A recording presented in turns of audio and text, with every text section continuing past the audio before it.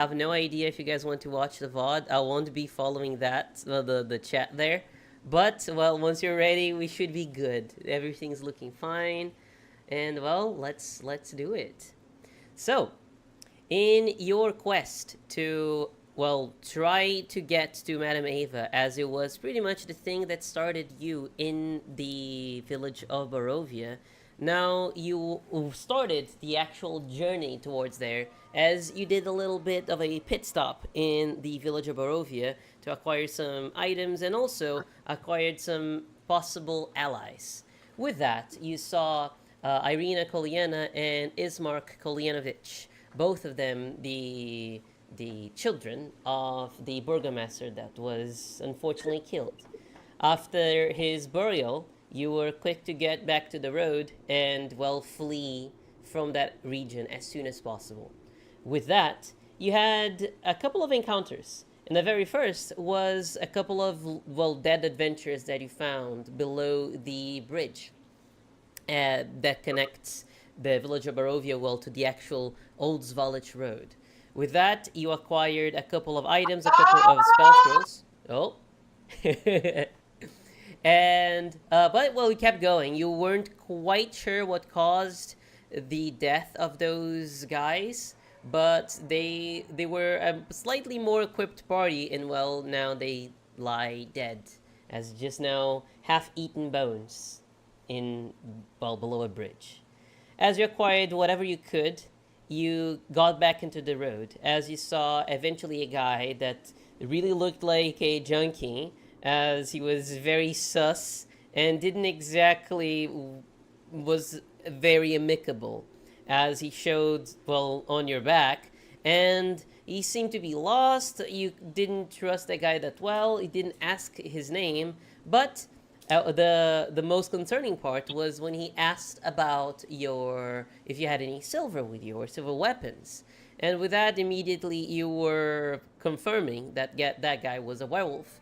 And we'll throw a ray of enfeeblement, and the guy was off as he got a little bit of damage, but still enough to survive. Probably meaning that this wasn't just like a regular commoner. With that, you had the time to sleep, and you had a meeting once more with the March of the Dead, as you saw that endless procession of ghosts that shine in green light. Some of you expecting maybe to see some loved ones in that line, and unfortunately, you didn't get any of that. With that, the grief of both the siblings were still present, but slowly fading away. As in one moment, Orgil had a very good conversation with Irina, while Wheel and Hans stepped away for a secret chat. And fortunately, nothing bad happened. And, well, the day was over, and, well, a new one begins. With that, you arrived at a crossroads, as you are clear now where the objectives may, well, go in different directions. As the siblings really want to go to Valaki, which is in the map we are currently in, the path that goes down. Whereas you guys were really excited to check the Tserpool, as it was mentioned to be the location where the Vistani would be located, and, well, this greatest fortune teller would be at as well. With that, as you were still deciding, I think at one point you're just checking a couple of the tombs over here that were still, well, oddly preserved, but still oddly white in any informations. And you saw some bats. The bats started moving. They started coalescing, converging to a point that more creatures approached with wolves, and then they started attacking. The battle itself wasn't that complicated, as you were able to, well, take most of them easily. As, well, we did for the very first time, I think, the exploit using darkness to to turn off the wolves' pack attack or pack tactics feature that they roll with advantage. With that, the most threatening part was the wolves, But the most annoying part was the bats, as they refused to flee, even though their crew being reduced by a lot. With that, you were now you as you were about to leave that scene. Suddenly, you saw the a figure hanging by the gallows, as you could hear the wood creaking. And suddenly, in front of you, you saw the very same figure that, well, me and Alex did not work in much detail what it was, but the same figure of this man in just like, well, wizardly robes and, well, apparently hanging, the skin gray and pale, and, well, lacking any life. As it was disturbed, you could hear the thing was slowly fading away as the creaking happened again, likely from the beam flexing back to its position, as that thing actually had weight. And with that, it slowly disappeared and disintegrated and pretty much getting diluted in the mists. And fortunately, it was just that. And now, you were slowly heading towards the Vistani encampment. And, well, for a round of introductions, so we get going for the warm up, I'll throw a question that you guys don't have to well answer, but it's still a nice warm up. So far, you met, well, a couple of NPCs, but so far we only had Ismark, Irina, and, well, and Father Donovich, which you didn't exactly like. But between those, which one do you trust the most? Do any of you want to reply, or do you want to leave that as secret for now? I can speak honestly. I would say trust is a very, very broad term. I trust that Ismark wants to go to Velaki. I also trust he wants to protect his sister. That doesn't necessarily mean I trust him. I trust him not to stab us in the back as long as, we are of some use to him. That's about as far. Okay. Any of you want to share? Yeah, I think Wheel trusts that she can get stuff out of them, but at the same time, she also trusts that they will bring more trouble to us than maybe even they're worth. So, but she doesn't really have other leads right now to gain some leverage over others. So she's gonna take this. All right. Anything about Bell and or Hans?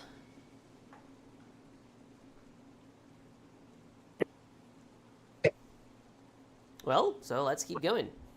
So with that, Can you repeat the? Well, I was muted. Can you repeat the question? between, well, Ismor, Irina, and Father Donovich, if any of those Bell trusts or in any way. I would say I would say Irina. Irina, okay. Yeah. Just slightly. Hans, do you want to add your view? Not necessary, but if you want. Hans, if you're speaking, you're muted. Oh yes, you're muted.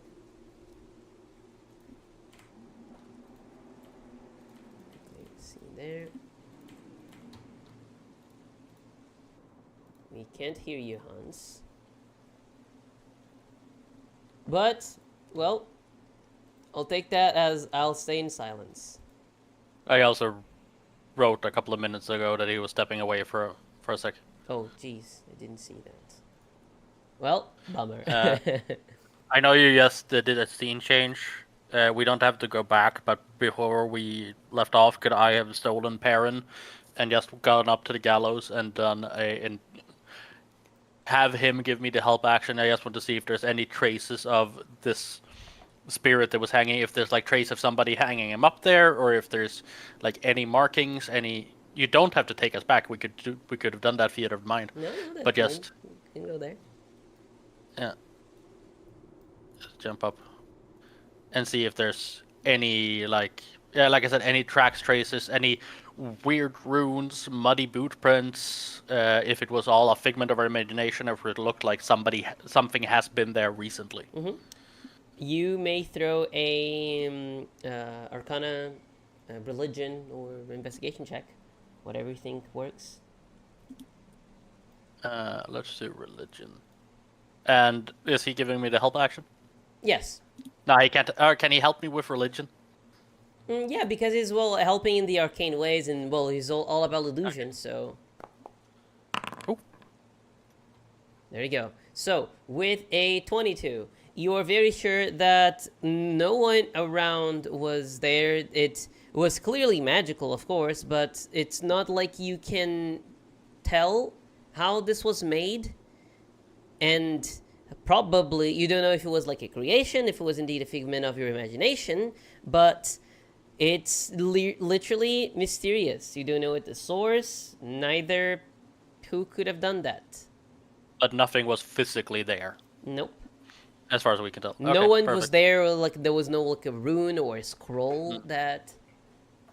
Yeah, and if I remember correctly from last time, that person that was hanging had the face that Perrin was disguised as the first time we saw him. Yes, correct. Yes. Okay, perfect. That's all I wanted to do there. And the raven was not there anymore, right? Where it was chased off, or the blue feathered raven. Yeah, the blue raven was not there. Okay. Okay. Then we can go. Sweet.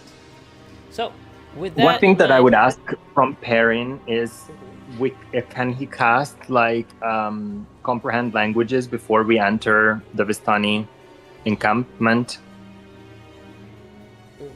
Let me see. He has comprehend languages. That can be done. So maybe he can just like be the passive spy for us in this session. Okay, yeah, definitely. He's just like in the background meditating, quote unquote, as he just like actively listening to the conversations.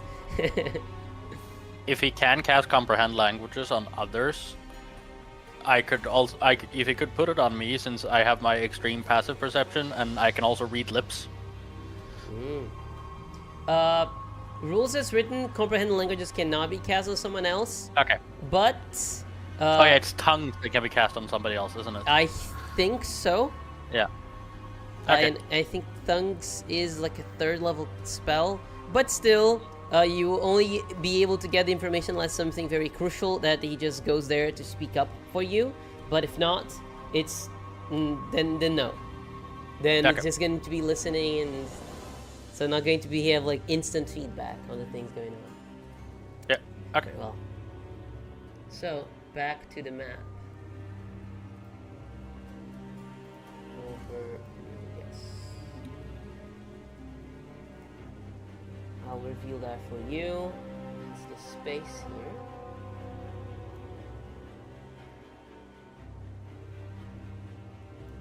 And question, do you guys prefer the map to be...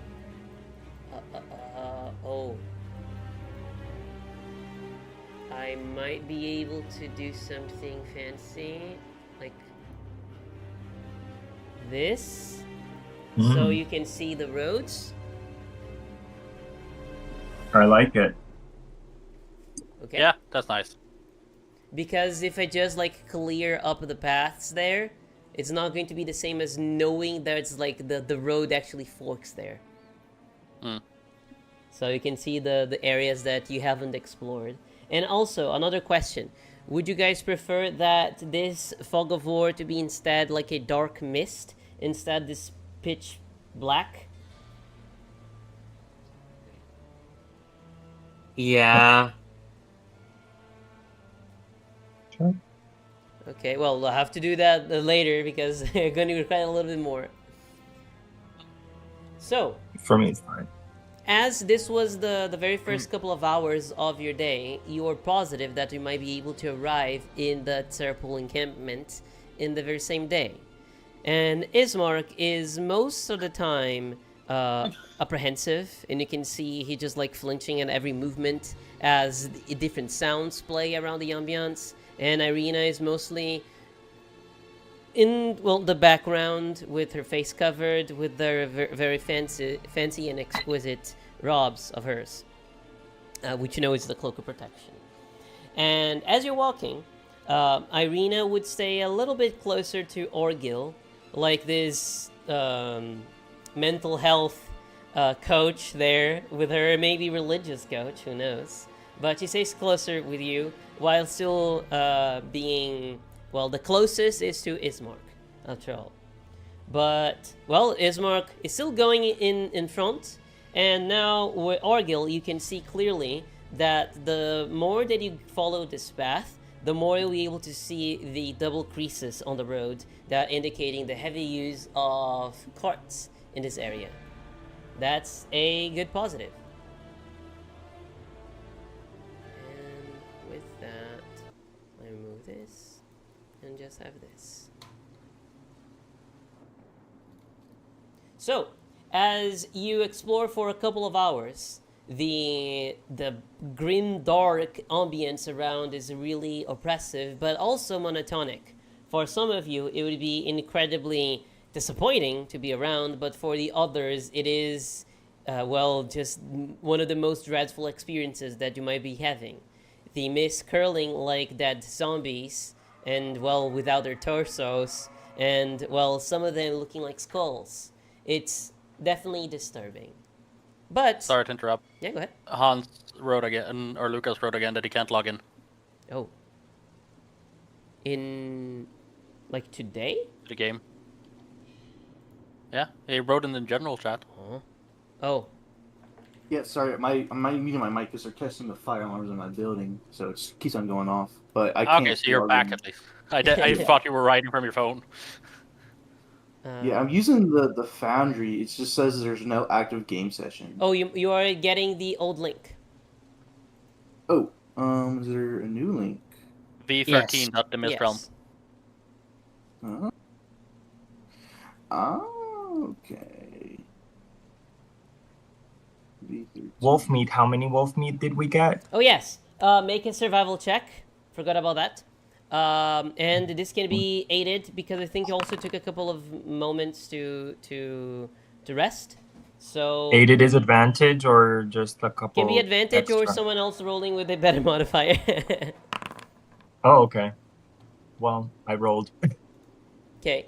13, not exactly knowing what to cut, as this is not exactly the your area of expertise. And just slicing and dicing these things and skinning. Ismark would definitely help you, as he would be the one giving advantage. But knowing how Wheel is, he would say mostly quiet and just giving some silent guidance to not be stepped on. But you're able to get, let's see, We have some wolf ribs.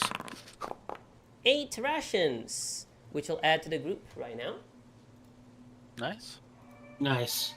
So they're not exactly rations because you have more people in there in the group, especially Ismark and Irina, that can be doing the background cooking, just gathering the logs and all of that passively.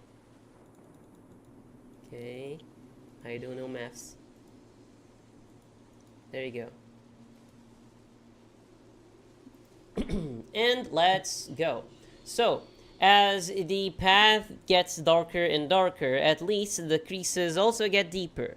And as you continue, at one point you can hear the relaxing sound of the river close to you, as it is the indication that you're very close. And the path, the official Svalich Road pattern there disappears, and now only for gravel and a little bit of loose stones. And all of you see, revealing slowly as the mists are still not your best friends here, the area which is also called the Tsara Pool.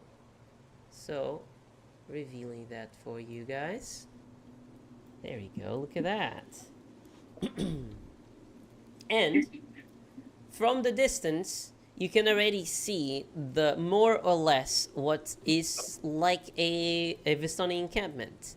You see the smokestack and also the faint smell of, well, a celebration, as the roasted beefs and also a little bit of the wine. You see, Orgil, some leftover and very old wine casks thrown in the bushes, likely forgotten for a couple of years. You see, like, 3 of them in total. It's not like dirty, just like someone throw and never remember to collect that again.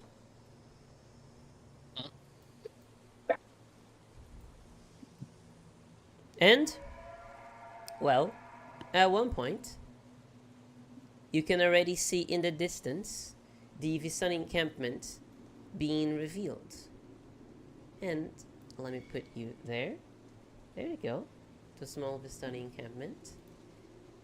And this will be far away. There we go.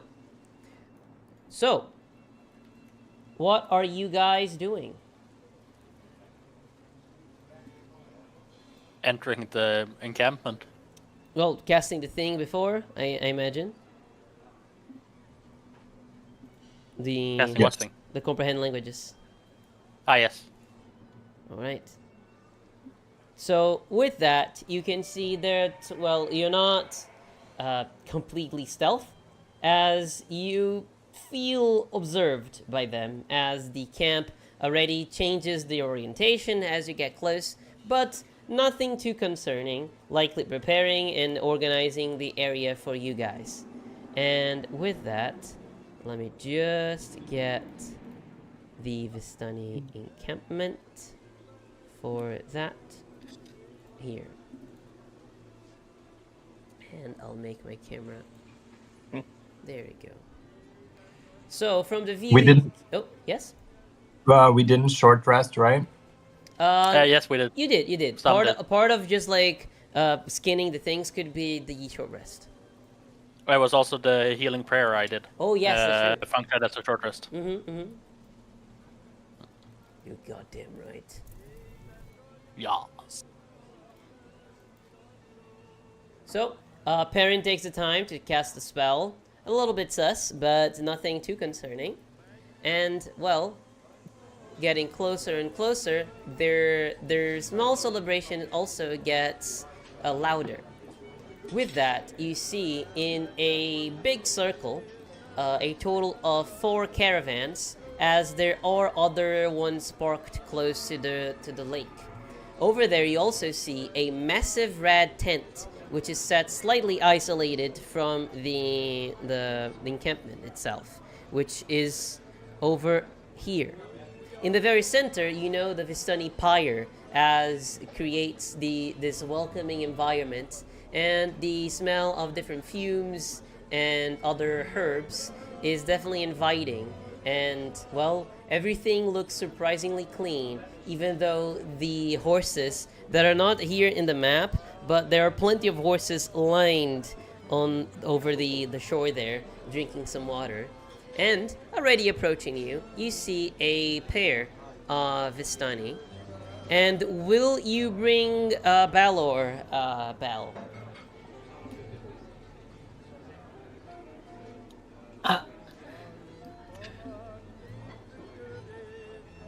Hi.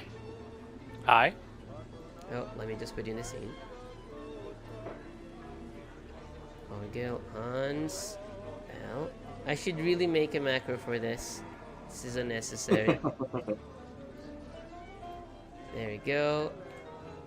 Boom, boom. One fancy detail, as you get closer to this area, you be able to hear the sound of the campfire getting louder. Oh, I forgot about Ismark and Arena. But Ismark and Arena would stay off. They wouldn't want to go there. They would stay away, just while keeping their secrecy. Also, Ismark would get closer to you, Orgil, as you're taking kind of like the role of the leader, kind of. Can you not mention about me and my sister? Even though you might trust these guys, me and Irina don't really. I won't bring you guys up. Right. Thanks. He just gets closer to one area that he can like hides his silhouette, closer to like a small clearing, as to be sharpening his weapons. And Irina would be just there like a scout. And well, you are free to move in the map.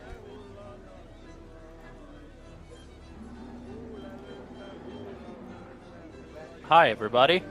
Or hi, I say to the closest ones.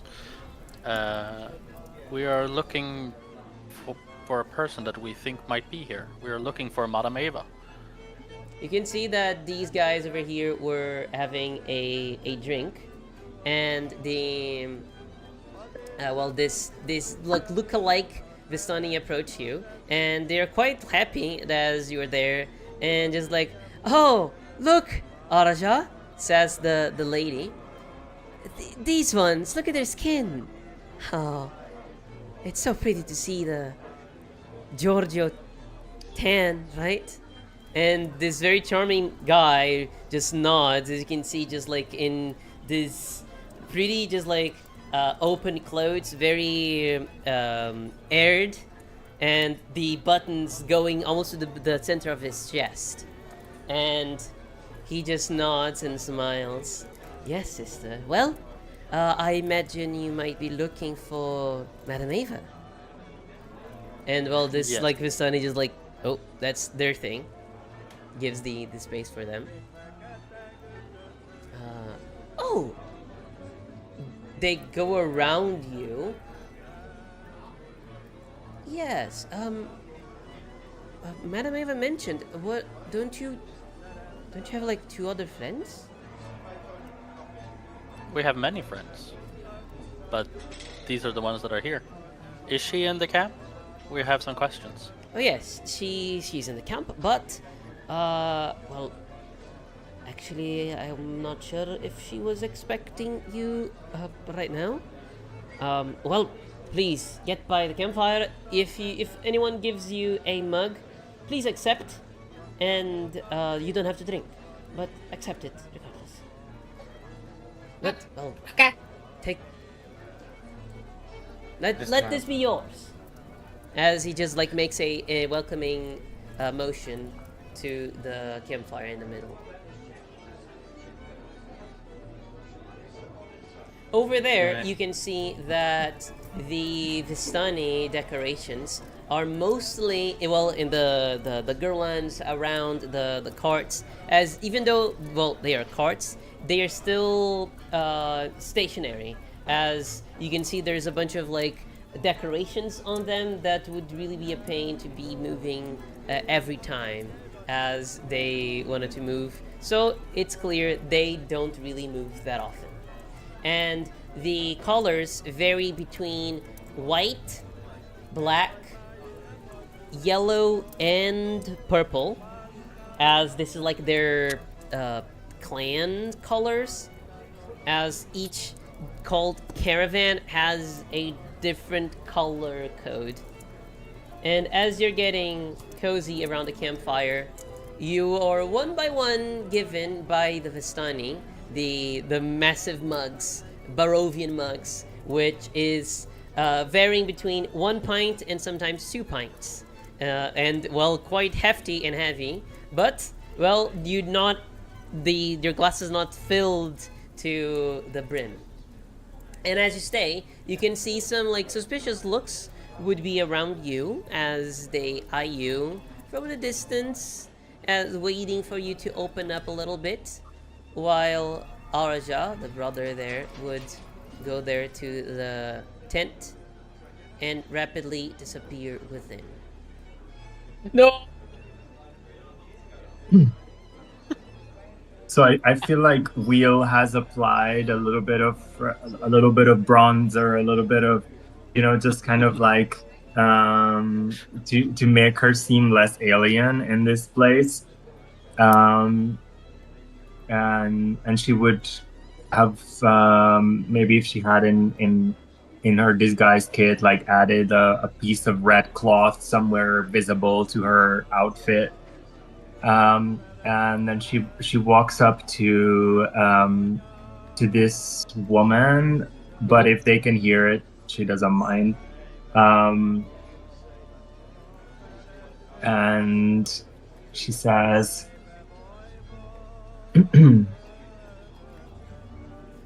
"A fine celebration." She looks, you can see that she has like a, not sure what's called, like a stray eye, not exactly aligning where she's looking at. Oh yes, we are. Do I know you? Oh no, I'm new here. I just came because I've heard so much about the fortune telling powers of Madame Ava, and I don't know. I have a feeling about my future, but I don't know what it is. And, well, you know how it is. So I wanted to come to her and see what she tells me. Do you know her? Oh yes, I know her. However, not being a Giorgio like yourself, I can't really be that curious about her fortune-telling powers. Do you know that the Vistani that can read other Vistani's fortunes are cursed beings? Most of them are killed in sight. And now somehow she concentrates both eyes towards you. I had no such notions in my mind, but that seems very fascinating. Your culture is certainly very rich. Now, is there something in regards to her that you can tell us so we might show up with proper respect? Oh, yes. Well, she understands that Giorgios are usually not knowing our traditions and rights. It's very kind of you to be worried about this. Well, you know, no one really knows how old is she. I am the end of my journey here. Yet, I don't remember Madame Ava aging one day since I was very young. Well, I don't think you're supposed to ask a lady's age. She smiles. She is not that concerned, but if you really want to appease her, let me see if I still have that. And she just like grunts as she tries to stand up. She was sitting in a log, and she moves around here. She goes in a couple of crates on her belongings and rapidly returns with a small box. Bringing a gift to the elders is always advised. And she just, holding with both hands, she just gives to you this like slim box, which you know by, well, how the box is set to be like a small incense box with, well, from the weight of the box, they also seem to be quite expensive, as maybe there are like 4 or 5 incense sticks there.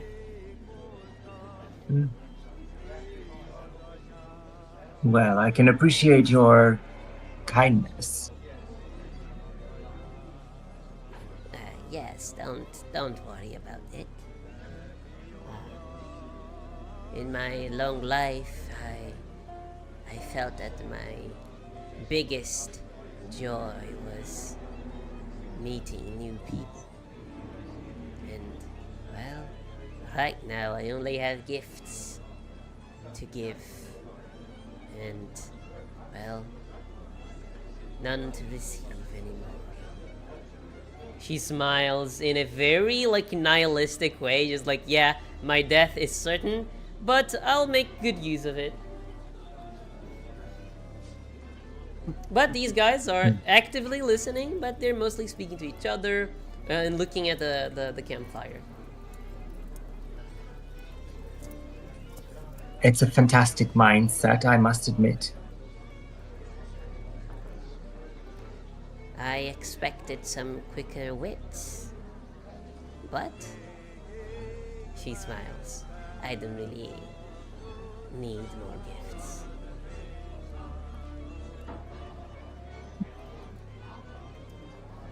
Oh, well, if you say so. With such a great kindness of yours, what is your name, Mrs.? She's looking at Wheel.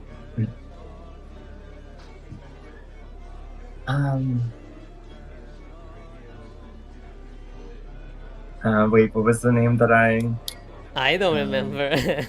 Do you want to roll perception? Or performance?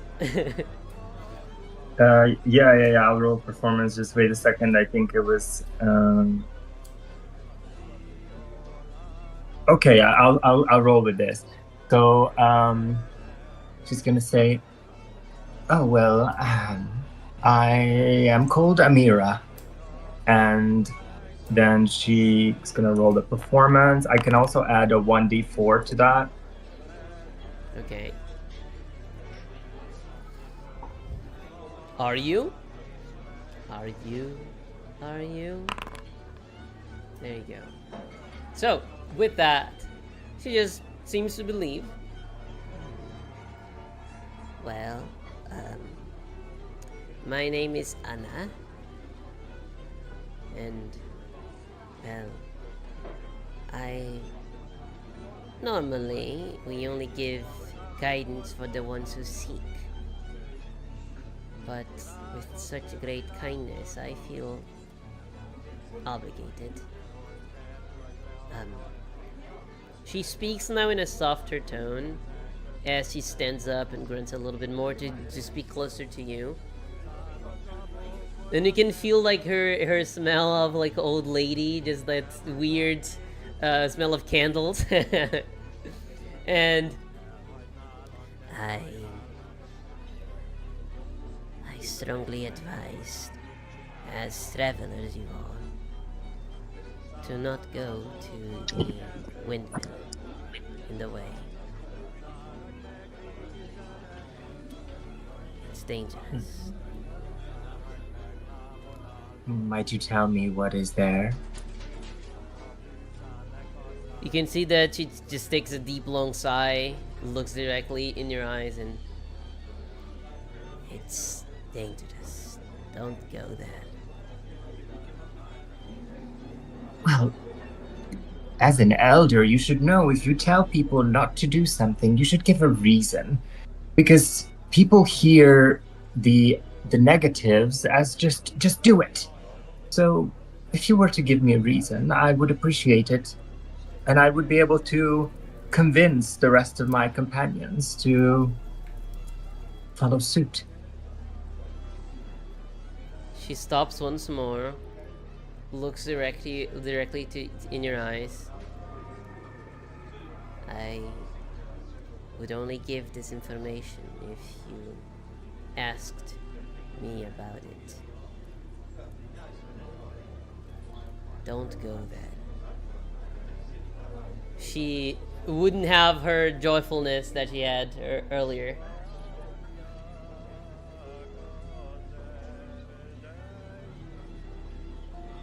So she is not gonna say even if I asked.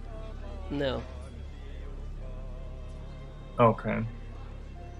Well, do any of you want to participate in the scene?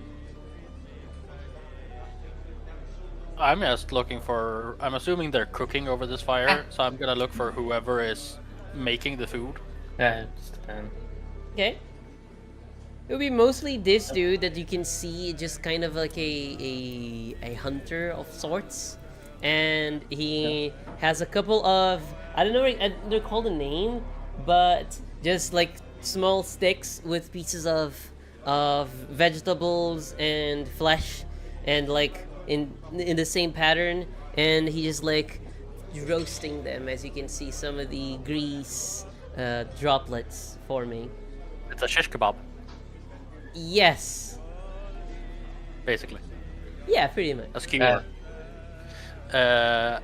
Hey, I'm sorry. I know you have a lot of things to do here with food. We're new in this area, and we came not as well prepared as we should have. I was wondering if you know anybody in this encampment that might have salt to spare. And unfortunately, I don't mean a pinch.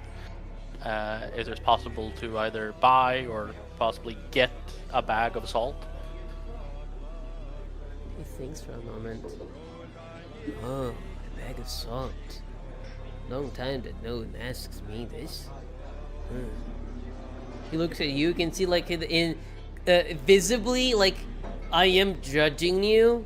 He looks from the top of your head to your tip of your toes. You can see that even like he leans a couple He's of staring times. at my labubu.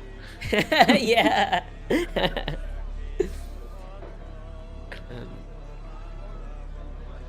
Well,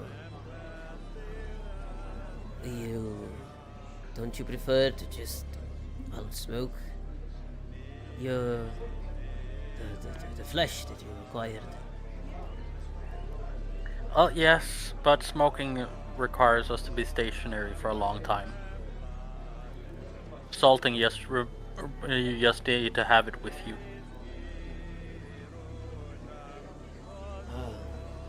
Well, let me check one moment.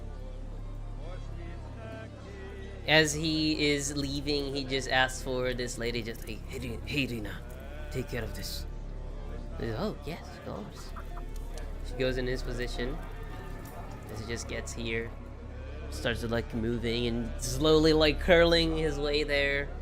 And eventually he returns with like a small, like relatively small sack of ice, as it took him a little longer. And I'm not sure about the quality of this, but should be it. And he A just sack of ice? Salt. I was watching I'm like, what? I probably said ice. I was watching the Veritasium video yesterday about fridges and ice. I thought it was Breaking Bad. No. I was unsure. I was unsure if it was ice, as in keep things cold, or ice as in eyeballs. I'm like, what? But no, it's a sack of salt. How much would you need for this? No need to pay. Just share some tales in the campfire, and they'll be paid. I will do so. Thank you once again. And I hold my hand up towards the food, and I just commonly, or I say in Dwarvish, and may the food ever, may all your food taste well, even if you don't have any more salt. You can see that some of them just like look at that, get a little bit curious. Some of them like step in, just like trying to get a glimpse, as like different languages for them is super cool, as they're all about like variety and just like knowing. Some of them just like, oh damn, I should have paid more attention. Of course the dwarf would speak Dwarvish. And what is Bell and Hans up to? But you want to continue?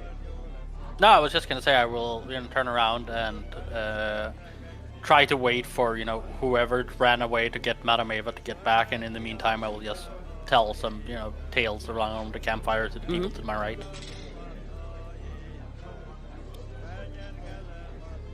Well, indeed. But if you want to describe Bell there,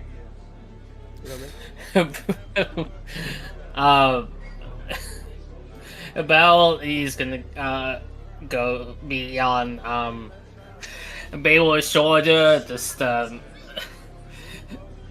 over to the next hottest guys in the camp. It's just trying to take peeks every few seconds. I will indeed stealth for this. Okay, go for it. Just Do you have armor? Yes. You have a chain shirt. That'll be with disadvantage. Oh no! Oh no! Well, Bell, please roll a perception because I want to. Because yes, I want to see if you roll a natural one, what you think is the most attractive one around the campfire.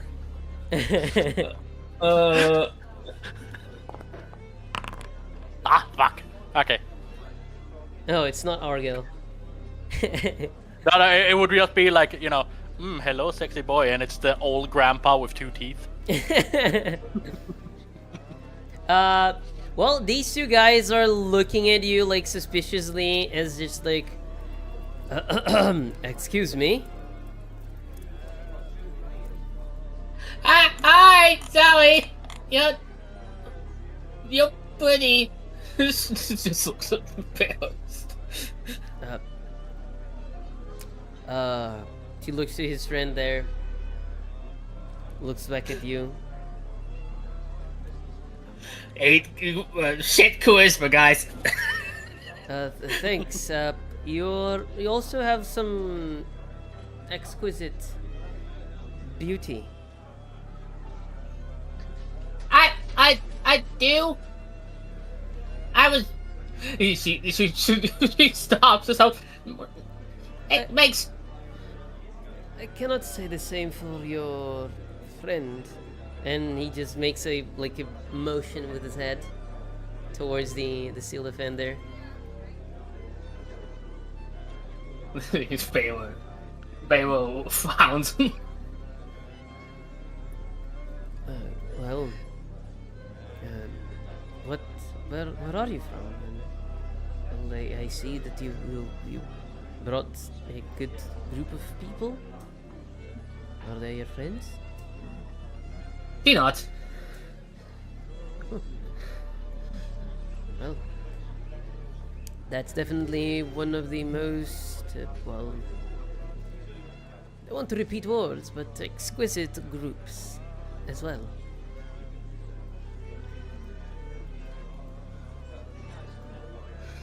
Yeah. Sorry, I'm really nervous right now. I'm sitting on that's what I'm sitting on big brother right now. Well,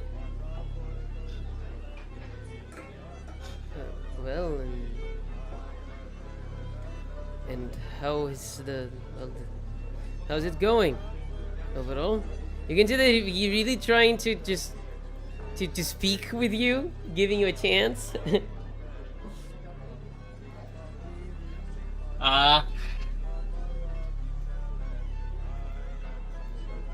That's actually been a roller coaster. Big highs, big lows. Well, with that, you see this guy approaches you and just touches you very gently, Bell, in the shoulder, and tries to get attention of Wheel and Hans, is waving, just hey. Well, the lady is very excited to see you. Would you mind waiting just a tiny bit more? She's still preparing some other things. Okay. I was busy talking to one of. Oh Is yes, he your yes. friend? Yes. Just says. What do you mean by friend? But still, yeah. Oh, just take your time. Just. And How much more now? Sorry? How much more now, pretty boy?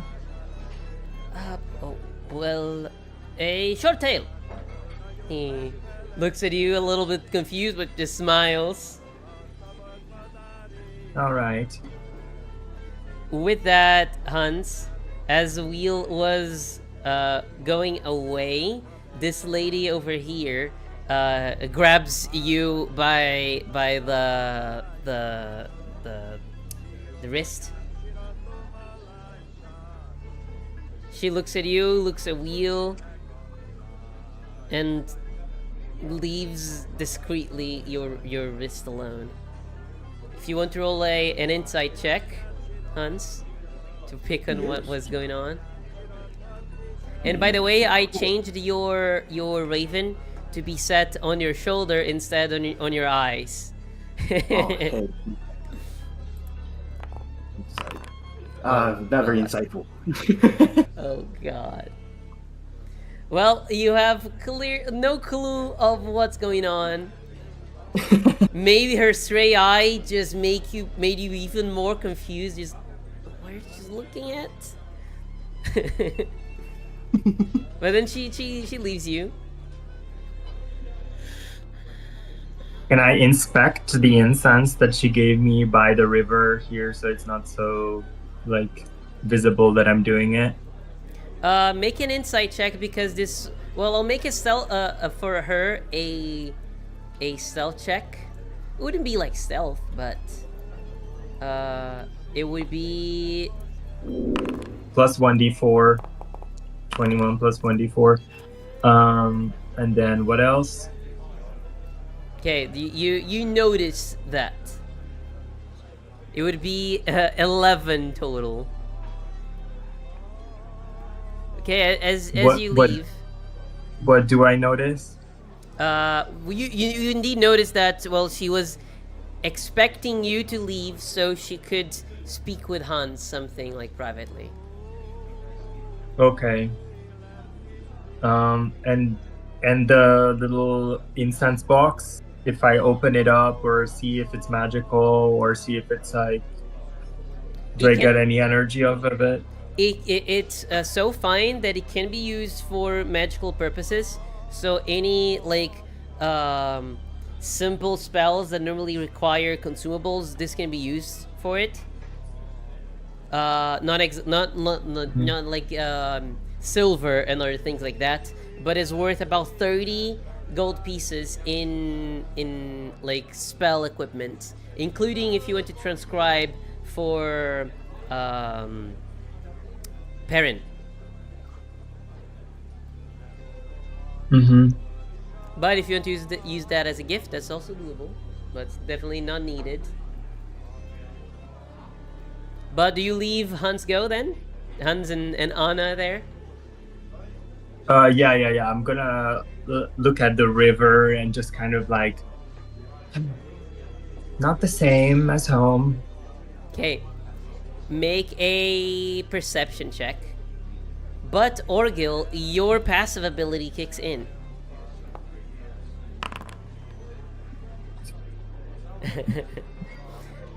So I will. I'm lost in memories. Yeah, it gets so nostalgic that. But I will message you guys privately, so only you two know what's going on. One moment.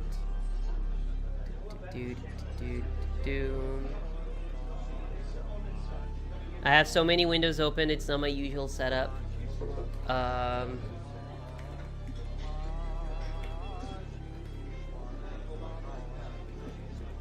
Here.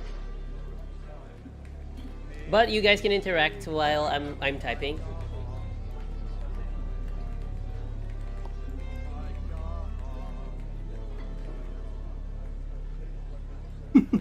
I don't really have much to interact with. Okay. So one moment. I think I'll cast protection from babies on Hans.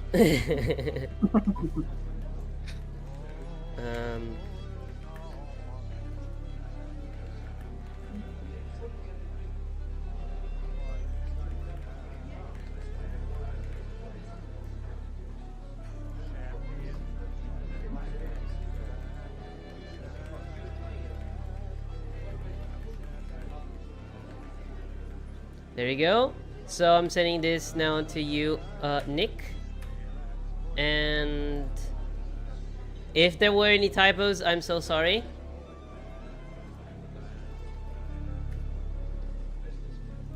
There you go.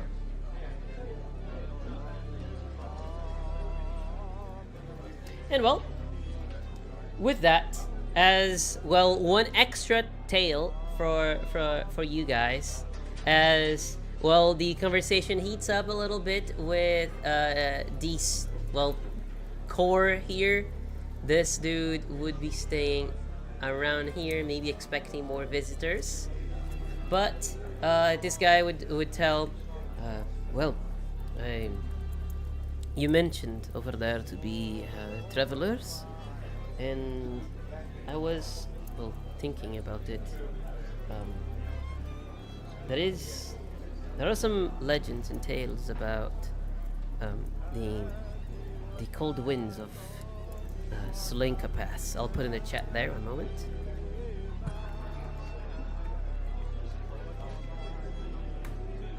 That those are lethal, and well, if you ever would wish to go there, I would tell you maybe to think again. That everyone that wants to get there don't exactly return. I know it's cliche to say such thing, but I would be concerned if you ever think on going there. No one knows exactly what it is, but what the legend tells is that the cold winds are so unnatural and powerful that they knock people out of the edges before they can even grab something or shout. It's almost like they vanish and disappear.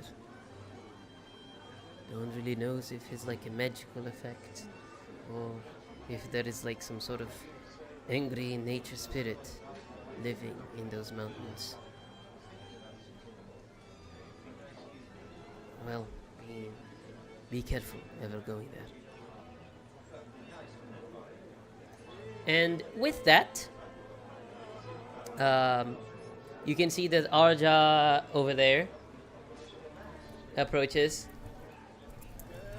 goes hastily towards the tent, disappears, and very quickly returns.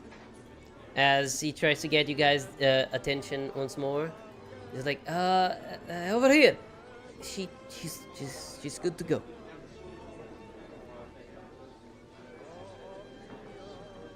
Well then, I guess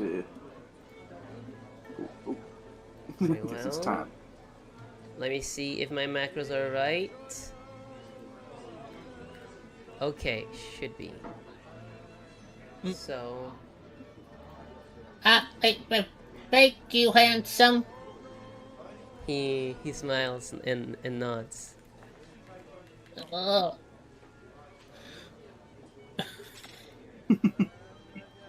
This. Very well.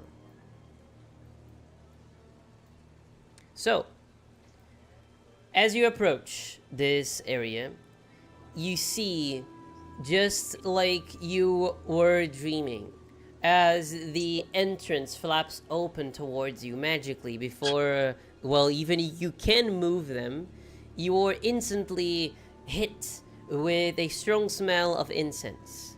And so as the smell of, well, candles, all of them mixed. The lighting in this room is quite different, as the shadows seem to be more prevalent than anything else. The tent itself looks way bigger than it was outside. You're not sure if there's any like magical effect, or if this indeed some illusions will play in here, or just like naturally bigger. With that, you can see set there are 5 seats for you guys that are like small cushions set close to a low table, which you can see is covered in many different layers of fabric. And the topmost is this one with incredibly detailed patterns that's most like squared and right angles. Behind that, you can see there is a short lady. You definitely saw her in the past. Everything looks incredibly familiar. The red gown she's using covers most of her facial features, but you can see by the size of her fingers, and they are extremely knotted, that this is indeed the very same person that you were seeing in your dreams. The sound of the Tserpool close also vibes very well with that. And her dome that you can see in front of her, which will be around here in the table, is, well, swirling in a vortex of mist. With that, just like the Palantir in Lord of the Rings, she takes a fabric, covers that, and, well, shoves in a corner. And there, she opens her hands as an invitation as she finally bows. As you can see, the gown over her just like being separated, so you can see a little bit better her face. Pretty much like Eddie's in Stranger Thing, like move, I just like making this motion. With that, you can see the clearly distinctive Vistani appearance. But this extremely old lady, she's not like decrepit, but you can see she's extremely like wrinkled. Her nose is incredibly large and long, and also with a big knot. I'm not sure if like the bump in the nose. And let me see if I have a picture of Madame Ava, because I have just her token though, but this is herself now. She opens this big smile with faded yellowing teeth, some of them missing, but still incredibly intact, even though missing a couple. Let me just close this, do this, there you go. And she says, I can feel your cards. Quite odd. Never seen anything like it. You might have thought that those could make for something of my own deck of cards. However, I keep my cards incredibly sealed. Once I understood what's going on, you definitely got me intrigued. The first time I seen the fates being so well connected, but also at the same time so well cloaked. She stares from like a 1,000-mile look through the entrance, but before I tell you of what you may think is important, because of this very fact, you shall be given an extra reading. Once more, she smiles with that weird yellow beige smile in many different gradients. You see, as you stepped on the mists, unknowingly you accepted a quest. This quest, however, is not just for the greater good. I know it relates to your future, somehow. Will be for the greatest of goods, I will say. From below the table, and well, not sure if you guys are already sitting down, but she now makes an invitation for you to sit down, as whatever is going on here is starting soon. So she's gonna sit down and keep like glare at Madame Ava. Because like she still doesn't get why she got the dreams, because she's a construct. Okay. Constructs don't dream. Yet. I think Will is like as she's saying for the greatest of good, she's kind of like twitching, like sort of involuntarily. No, the good, and no. Yep. And then at the same time, she's also like kind of looking at Madame Eva and just trying to discern if there is any form of glamour or disguise that she has put up, knowing from the woman before that she's so old. Okay. Do you want to make an investigation, perception, or arcana check? Yes. I Arcana. I would I say, before we go, Roman, that like game wise, the Arcana check would be having like a special effect around it. So there's definitely something special if you go with Arcana. Well, in that case, I will also go for Arcana, and due to my mark of making, I have an extra 1d4 to this check. All right, sweet, nice. 23. For you, Wheel, one thing that I'm not sure if I mentioned, for a couple of checks, I really like giving them different stats to be rolled with, just like your key stat. So you're a spellcaster, so your Arcana checks are made with your key ability. So in that case, Oh, okay. it would Yeah. be, well, +4, so 21. +3 at this moment. Well, But yeah. it's +3, but +1 because your intelligence is -1. Oh, right. So plus right, 4 right, in total.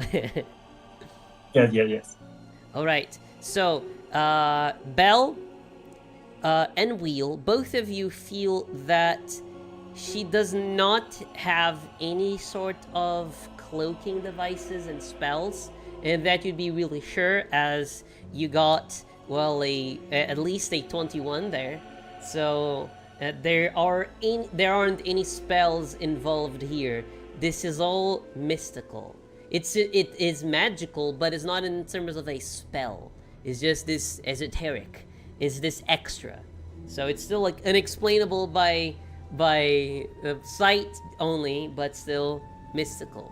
However, Wheel, you feel that just you feel that she has something special that you can't really describe.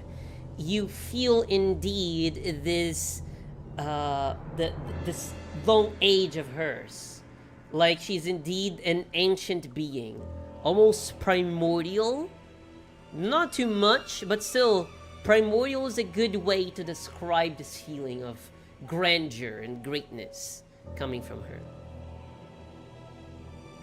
It's Okay. almost intimidating to be close to someone like this.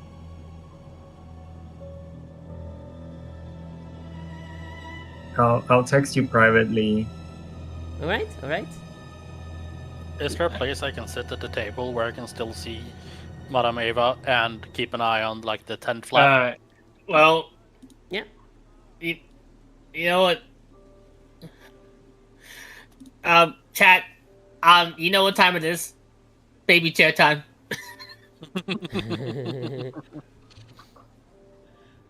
Like if she's not able to see above the table, she is gonna have to pull the baby chair. Well, you can sit on Baylor, and Baylor can sit in the chair. It's Yeah, not a chair. that's It's like probably- a cushion. So it's like a pillow. And the tent has sealed shut as you got in. It's just you. Here. Okay, but how high is the table? It's not tall. Let me see. I never thought in like size wise, but it's pretty much to be used as well a person sitting down. I'm saying this because again, Belle is 2 feet tall. That's true. That would be a little bit too small for you, but you can see that Yeah. one of the pillows is slightly thicker than the others. She's trying As to. she makes an invitation for you to sit in that one, as you get a little bit confused. Like she's gonna try to adjust so she can just barely see, barely see. Otherwise, yeah, Bella she's gonna have to stun Bella. Taking a mirror.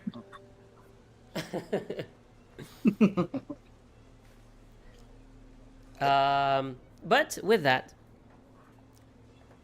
she. Can you give a yes or no to Oh. the message? Oh yeah. One moment. I didn't get the notification. Completely forgot.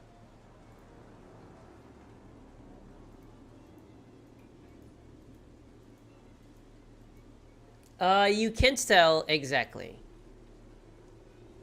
Okay. It's definitely. It would be. Yes, but not sure. So. Which is even more crazy, in fact. That is very freaky.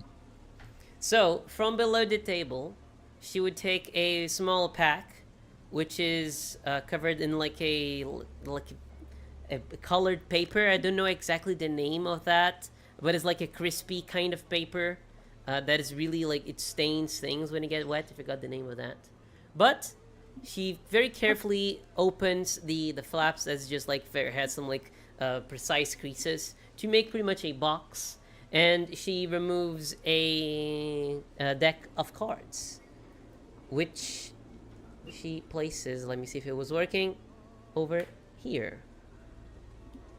And with that, she gives the deck to Manta, or to Wheel, and she asks you to separate the cards.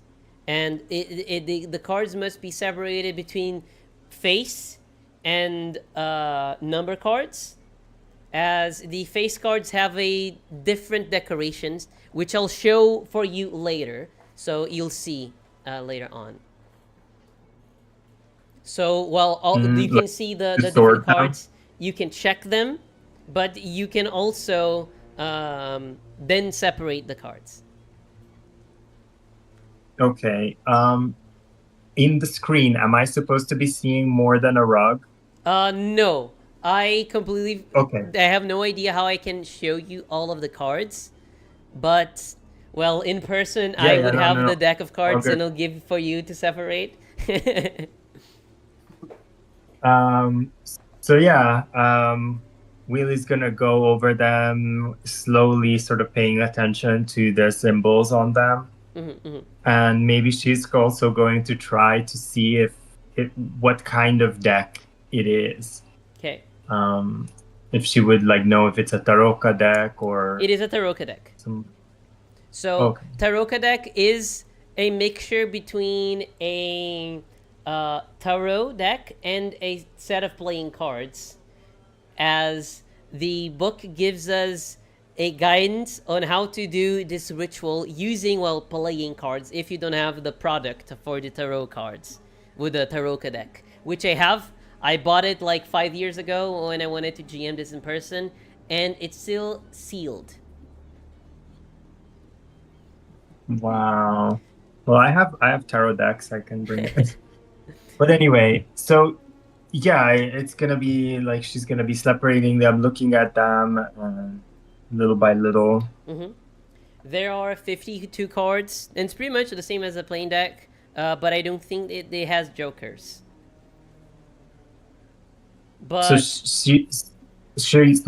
she uses like an enchanted tarot deck, or more like regular cards to read with? While you're playing that in your hands, and with the same roll, the deck feels pretty much like a pen it is to a wizard.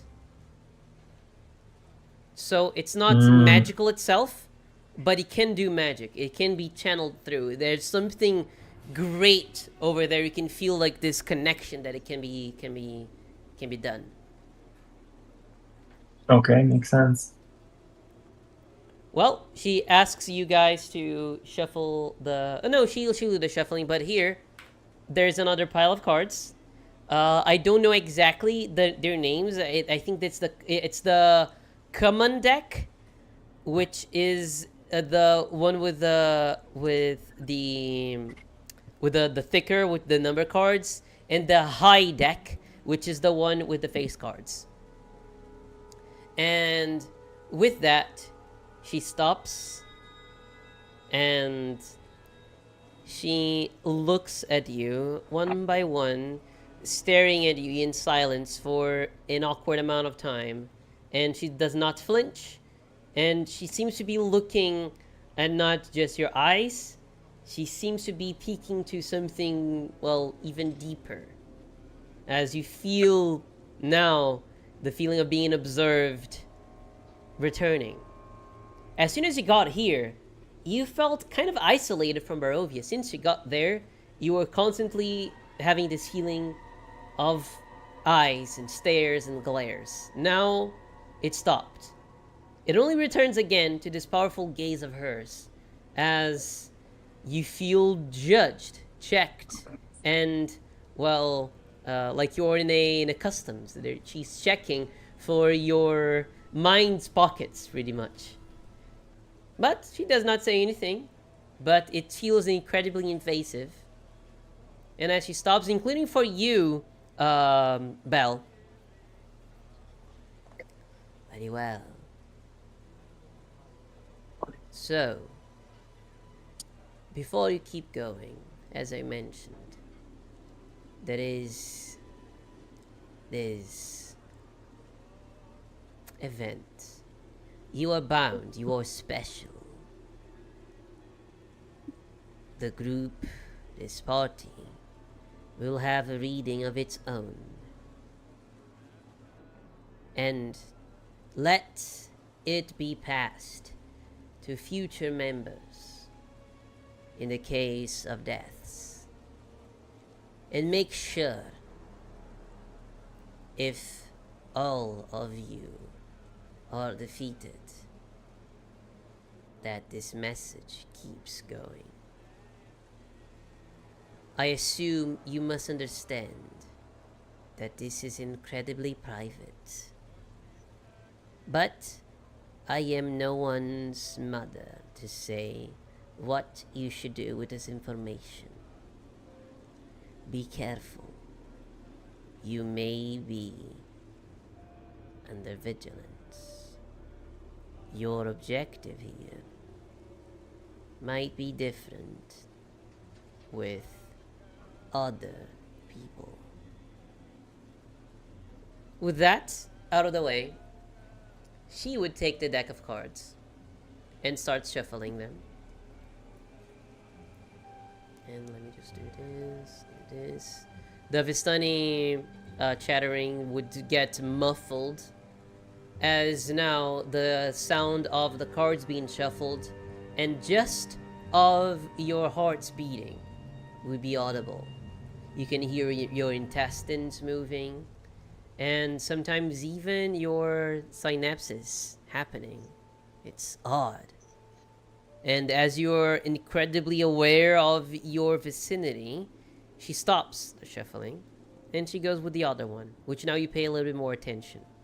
In the same way as, a wizard is using, a spell book to cast a spell, she is, managing the cards. And as she's doing that, you can see she's already doing the ritual itself. You can see she's not picking at the cards, but she's definitely not doing that randomly. As you can see, she's already channeling something. And in this confusion of yours trying to understand, she stops with the second shuffling. And now it begins. Let me just get my notes here.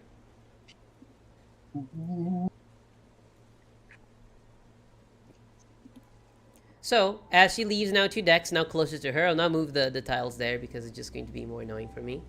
But, she picks the cards in this manner. So, the first 3 cards, so, let me reveal them. I already have them positioned here. This, and this card are taken from this deck. you can see she has a different reaction once she takes the third. And she looks afraid as she draws that one and then looks at the wheel. She leaves her knotted fingers above that card for a little bit longer while still staring at wheel. And then she puts the cards aside and starts taking the high deck, which is the smaller deck with the face cards.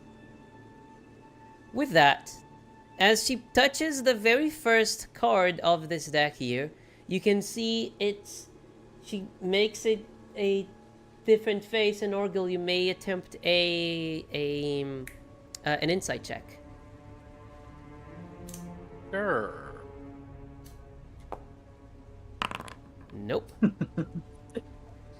But she definitely has a Keyword reaction attempt. to drawing this card. And she puts that over here. And then she looks at the deck again. She avoids that. She looks at the center of the cards here. And then she finally draws that. Slowly taking that card and putting that on the very middle. And the card is set. With that, as soon as the card touches the table, the lights flicker. The table shakes and the incense sticks burn a little bit stronger. You can hear the crackling from the incense behind you. And she looks at you all and says, "Your fate is now set in front of you. Now it shall be revealed." With that, she hovers over the very first card, over here, and she begins to concentrate. As you can, all of you feel this mystical power coming from her fingertips that resonates between the fingers themselves, like big antennas, and the card. As she closes her eyes, the card is lifted, and with a flick of her fingers, the card is flipped. And while her eyes partially closed and looking up, she mentions, "This card tells of history. Knowledge of the ancient will help you better understand the true enemy." And then, as the card touches the table, she, still looking up, says, "The torturer. There is a town where all is not well. There you will find a house of corruption, and within, a dark room full of still ghosts." She finally looks back at the card. As you can see, that her eyes had a gray shroud around them. And then her hand moves towards the second. She looks at that. As you can see, she's pretty much talking to the card. You can see just she makes some faces. She just moves her head around. She gives a weird stare at Orgil. And Yeah, smile back. stops. She smiles back. She once more puts the hand close there. And once more looks up. The card begins to float. And while still floating, she would say, "This card tells of a powerful force for good and protection, a holy symbol of great hope. With that, once more, she makes that motion with her fingers, and boom, reveals the Myrmidon. With that, still looking up, look for a den of wolves in the hills overlooking a mountain lake. The treasure belongs to Mother Night. Now, same thing that she had before with this card here, the third card.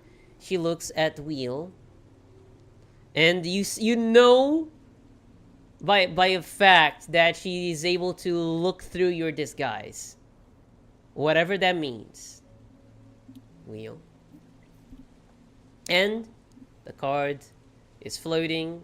You can see that this one is like misty as it begins to produce some sort of like effect around it. And then before she flicks the card, she says, this card is one of power and strength. It tells of a weapon of vengeance, a sword of sunlight. With that, she flicks and reveals the bishop. What you seek lies in a pile of treasure beyond a set of ember doors. And don't worry, guys, about taking super precise notes. You will have a handout for that because this might be a little bit rushed, so I don't repeat myself. And don't worry, you also will have this scene for you accessible in the future. And especially me speaking I already have an accent, and also playing another accent makes sometimes some words to be a little bit hard to discern. So don't worry, you'll have the subtitles later on. So, the fourth card, she acts a little bit more naturally. And moves around. Again, same motion. Card floats. And looking up. This card sheds light on who will help you greatly in the battle against the darkness. You can see that even her way of speaking this was different. And she flicks the card and reveals Mists. This is the first card that is like the face card. As these ones have the numbers, these ones are the face cards as the special deck. A Vastana wanders this land alone, searching for her mentor. She does not stay in one place for long. Seek her out at the St. Markovia's Abbey, near the mists. And, finally, she looks at the card she avoided in the first place. She stops. You can see she's like in a mental battle against this. And then she just takes a deep sigh and moves her hand close to that. The lights immediately flicker, the candles almost go away, and so as the incense sticks. Some of them you can hear the ash hitting the ashtray there as soon as this happens, as once more the table shakes.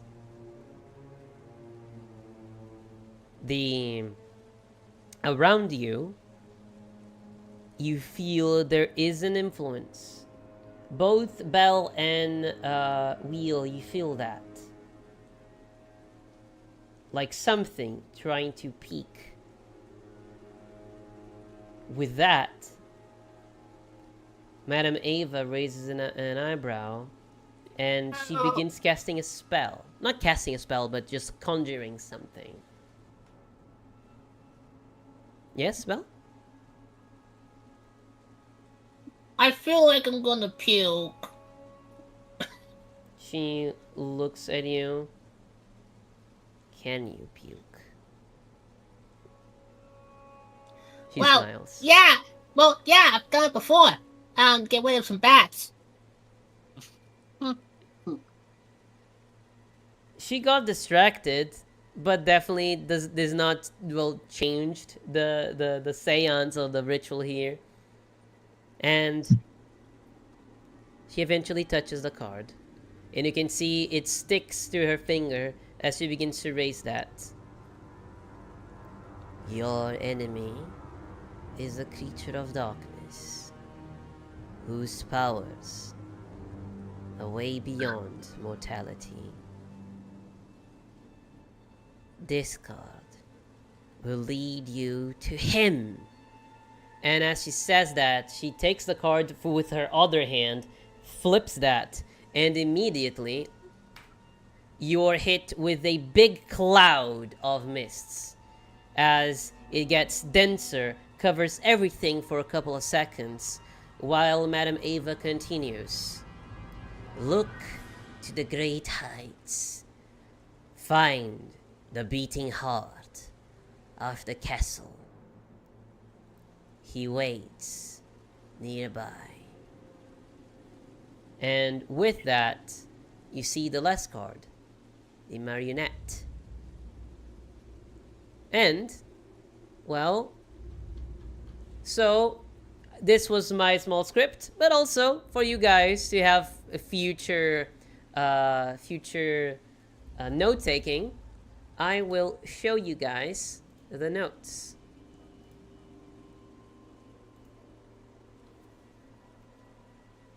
There we go. They are here in this handout. You can check that by hovering over the journal tab and looking for Madame Ava's reading, as it's a folder with the turquoise color. And with that, I can also make a page for you to take notes. So you guys can like make theories and just like take notes, remember things, and let me see. Now in the notes area, you should be able to edit that, as there is a quill icon close to it.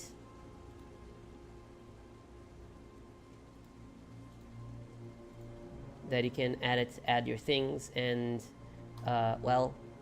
possible theories and other bits. And well, with that, your fortunes were finally read. And do you remember the menu that I used in the beginning of our games? I didn't use in this one. That there is like a old DVD menu. Well, now when you click over there, you be headed over this page, so you can always check your fortunes. Not now though, as it requires a little bit more setup, but it will be done. And well, before we continue, why don't we go for a short break, as I really need to eat something. And I see you guys in a bit. Yeah. Yep. Wow. Did we get a name for every one of these? Because I was trying to note that down, because the Myriadon, she was looking at you, Orgo, or Yeah, and then Myrmidon. the with the marionette, it was before that it was Bell, Yeah. and to some degree Wheel. Then Bishop was Wheel, I think. the Mists. Bishop. I know, but like she also said something about Wheel before the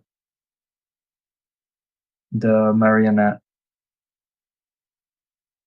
Or am I tripping?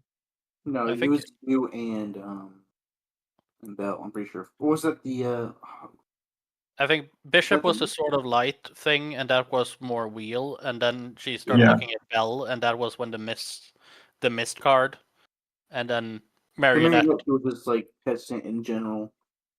Yeah.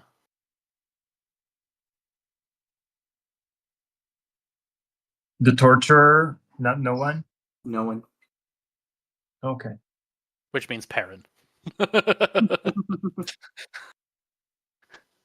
But wait, Hans, did No. did she look at you? I didn't get anything.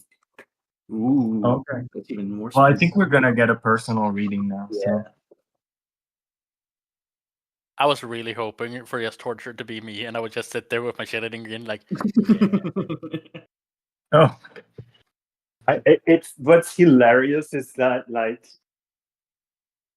the sword, it does match like what I had in intention, because with the pact of the blade you can switch your elements to radiant. No. the thing for me is that they talked about the holy symbol thing for the Myrmidon. Yeah. Yeah, I don't have a holy symbol anymore. Oh yeah. Fuck. How do we make you? Or do we get you a new one? Here, of all places. That is one of those things, though, because the holy symbol, it's never specified exactly what it is. It doesn't have to be a relic or for Christians it doesn't need to be a cross. It doesn't need to be an amulet. It can be a tattoo. It can be a mark on a twig. It can be whatever. If the DM allows it, which I have a feeling he has some things about that. I think he has a specific thing he wants to do. Okay. Oh. Ooh, ooh, ooh. Man, this is exciting. Yeah. Finally got to see the cars. The thing we came here for. Yeah. I must have missed, because there was the card that she was like playing with or touching a lot that she looked at wheel and was very much hesitating on. The card she placed, or did she skip that card? No, she placed it. Okay.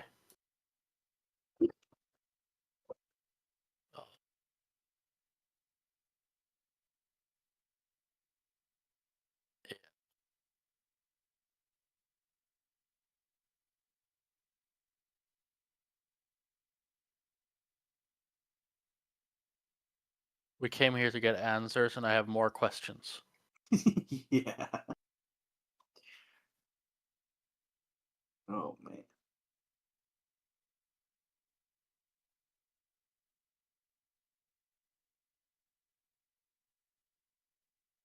So, how has the week been treating you, Lucas? It's been going. It's been all right. Today's been a little hectic because I decided to do all this all that fire alarm bullcrap, like right when the game was starting. So thankfully it's all over, so I can actually play the fucking game. I was wondering what that sound was earlier. It was just like, what Yeah, the I was like, hell? what the fuck? I was so confused too. I've never heard it go off. But no, yeah. I went outside to see what's going on, and yeah, they're just fucking with the actual box over there. I'm like, man, whatever. Yeah, a couple of years ago, I went to the Netherlands, Amsterdam, on a business trip, and me and my coworker stayed in this. According to the website, it was a hotel. When we showed up, it was not a hotel. It had been converted into a very low rent, like, hostel. Oh. Oh, like, ah, shit. Okay, well, we had private rooms, so we went up in there, and I think it was not the day we arrived, but the day after, when we had spent an entire day running around one of the offices of the business that our company had just bought. We were so tired and sore. One of those days where it's like, it's 7 and I want to go to bed now. Yeah. So we just went up into the beds and conked out, looking at your phone for a little bit, doom scrolling, because there was nothing in the area to do. Yeah. And the goddamn fire alarm goes off. So we go down and we meet the people, and we meet the people's like, okay, the fire marshal is coming, but you don't have to go outside because it's raining and horrible. There were students from another country, like a busload, a Oh, literal busload of students who had decided, since they were in Amsterdam, they would get some pot, and they decided to oh smoke my this pot God. inside their room. What a great idea. And we were like, okay, well, young people are stupid. Okay. It took 15 minutes, and then everyone was back to the room, and it was like, oh yes, relax again. And then the goddamn fire alarm went off again, Oh my God. and we're like, okay, walk down, and you could see the poor person at the front desk, who one of those people who looks like, I only have this job because there's nothing else that I'm hireable for, and I really hate my job. Kind of person. I was like, I'm gonna kill these people. I promise you, I'm gonna kill them. Is the face he had. And we were sitting down there for a bit, and I was like, okay, all clear to go up again. 45 minutes later, Oh, great. the fire alarm went off again. It turns out the first time they had just lit up and like cracked a window, and that was not good enough. The second time they had tried to like cover up the fire alarm or the fire sensor with like a plastic bag or something, but it had some kind of tamper proofing, so that made physical jostling on Yeah. it made it go off. And then third time, one of the students had gotten annoyed, so he had just been staring at this fire alarm so long, and then took like a chair and beat the fire alarm with it. Oh my And we God. went down again because once again, fire alarm. We know it's the idiots, but we don't know that it's the idiot. It could be a fire. So we went Yeah. down again and sat there, and we saw this dude just like, I'm gonna go away for murder. I know I am. Fire marshal comes again because they have to turn off the fire alarm in this building, or turn off the thing. And I'm we're back. just like, woo! We're sitting there and just, I am not leaving this. This area has a bar down here. I'm just gonna sit here. I'm gonna have a beer or two. I'm gonna wait until it feels safe to go back up. Went back up. Finally, we were able to sleep. Next morning, we showed up to one of the other offices and like, oh, you guys had a restful night in Amsterdam? No. Oh God. No, it was just they were doing it like 30 times, making it beep once over and over again. It's like, I don't know. It was annoying. Like I was like, okay, maybe they're done. And then 5 minutes later they just did it again. I'm like, dude, there's no way you're actually still doing this. Thankfully they're done, but man, that was annoying. Like there is a logic to what they're doing, but it's also the whole, Yeah. what did you learn on the 30th attempt that you didn't learn on the 25th? Yeah, exactly.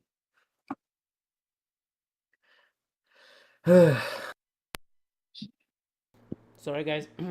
I had to close some windows here. There's a storm incoming, so I don't get everything like suddenly blasted with water. And maybe breaking windows as well. I'm just finishing my snack here. Enjoy.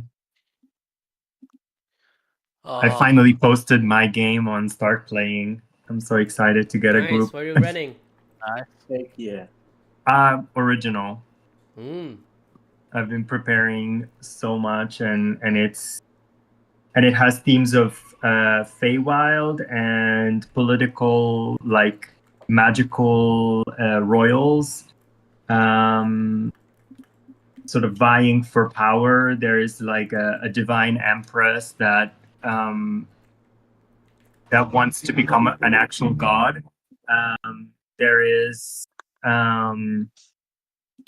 there's a necromancer that kind of just like convinces living people to become undead, and things like that. It's very rich, so people can go in multiple ways, and each of the threats, they are growing as the other ones are being taken care of.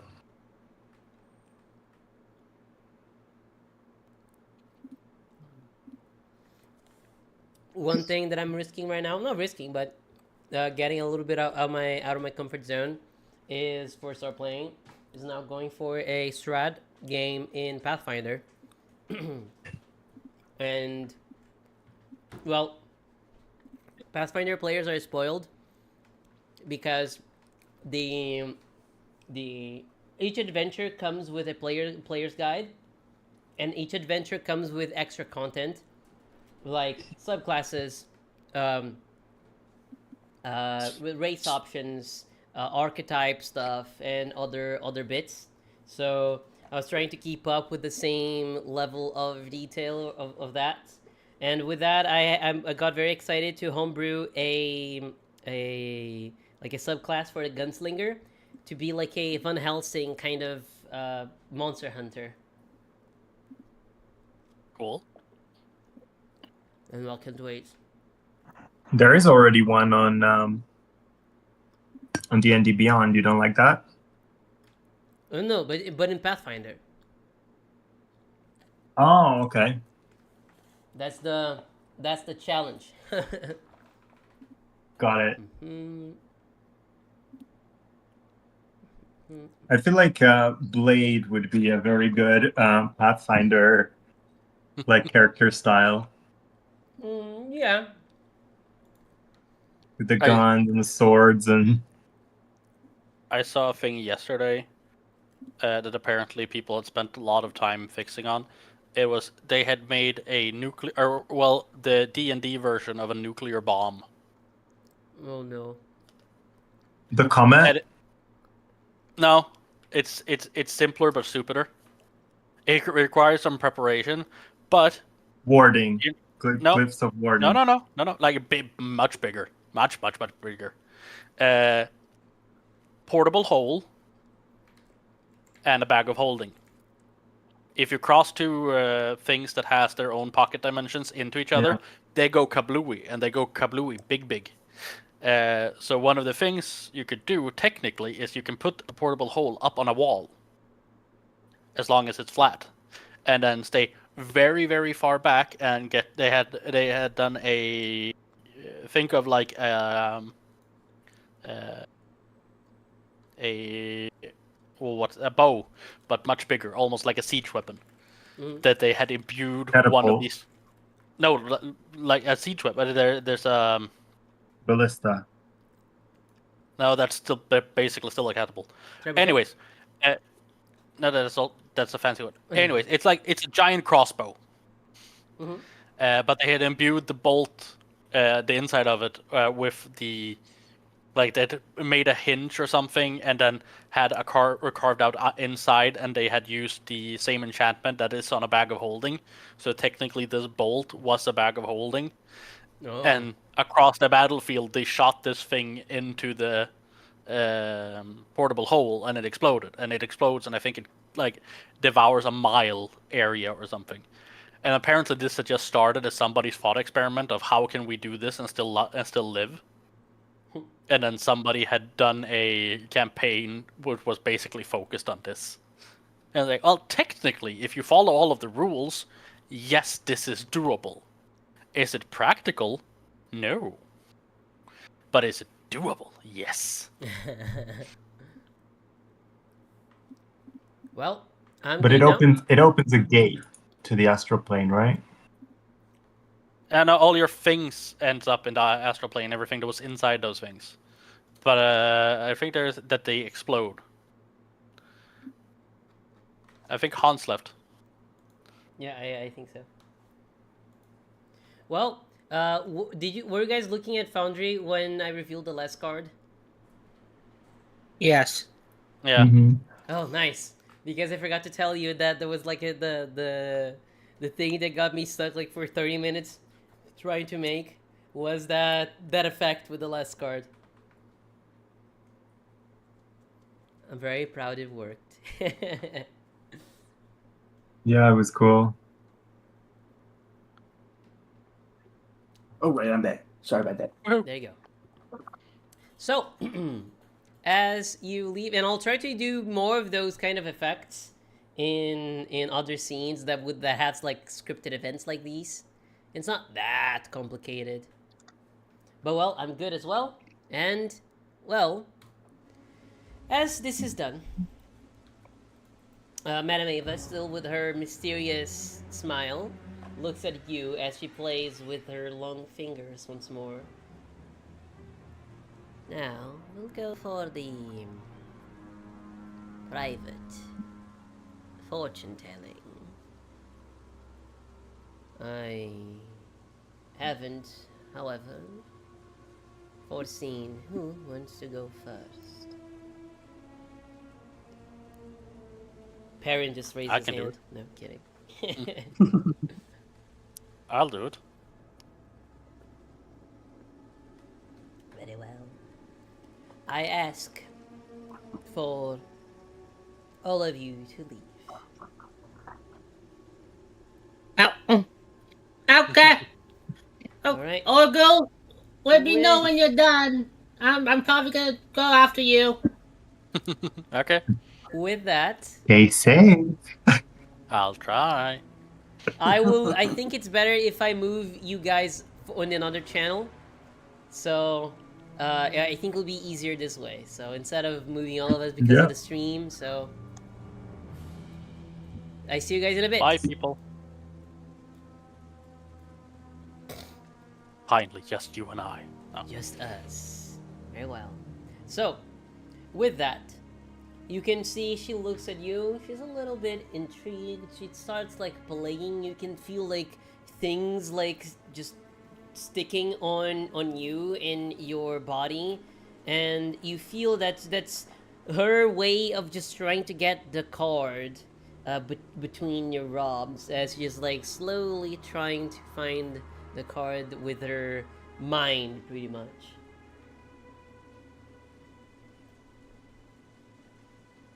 And well, it's funny for a little bit, but eventually she finds the card. And while still with her eyes closed, she just asks, "May I?" Yeah, if you wanted my card, you could have just asked. She smiles. And the card very gently floats to the table. And with that, she looks at that. Oh, this one is different. Yeah. We thought it came from you, or you would know where it came from. I am starting to think it came from both. Well, there are three things in this equation. She stops for a moment.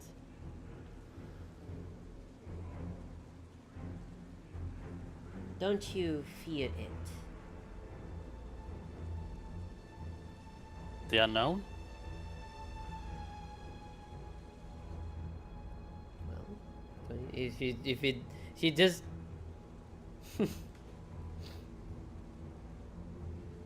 Yes. I wouldn't say that there's much that I fear. I'm apprehensive about things that I do not know. I also don't like feeling controlled and pushed in one way or another. I see. Well, so what you seek is control. What I seek is understanding. Understanding. Right. I feel doubts in your mind. Many of us have. Yours is different. Metaphysical in some way. What is your worth? Who is worth? Well, maybe that's the theme. She smiles.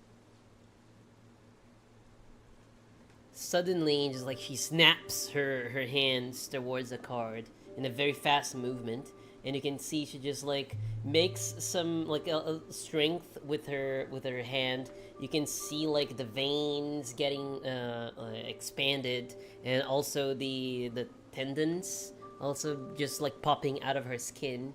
And as she makes this like borderline like pain, aching movements, you can see that the card's picture begins to move. And you see the card itself, not sure if you remember, but it was a fusion of being degraded by time, water, being worn and just flipped, and, sun. And what she's doing is pretty much reversing this, like making this card go back in time, like it was supposed to be in the beginning. And the card, as she just said, it's different because this one has color, which likely indicates it's not, from her belongings. And I'll show you the details later. But the one that you were given, let me just get it. I only have the uncolored version here. Oh, I'm just using the wrong tools. Here, and nope. Nope. This. There you go. The card you would get Is the Ace of Spades. Sorry? Is the Ace of Spades. I don't have in super high resolution here, but it would fine. be the healer. My file browser is not the best here in Foundry, but let me send you that.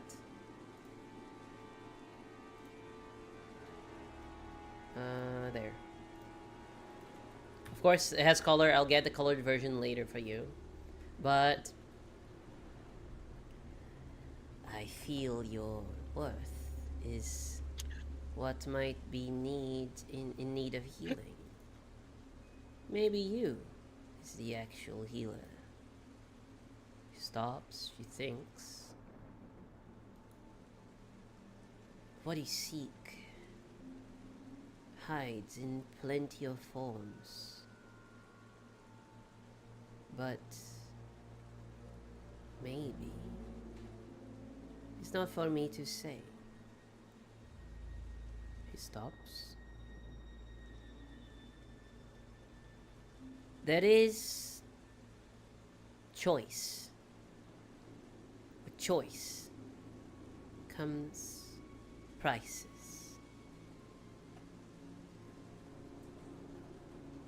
I see. She stops for a moment. The sunrise, yes. I see a full moon. And I see a sword. Sword, it has vines. Maybe a rose. Yes. These are your three choices. The sunrise, the moonlight, and the justice sword. She looks like she understood what she just said. And she looks at you, like inviting you to ask questions.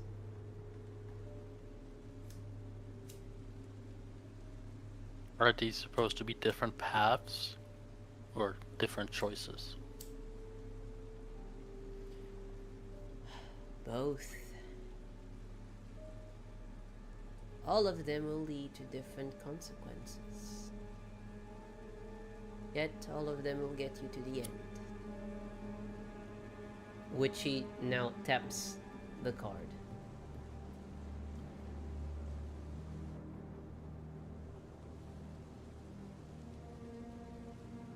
Well,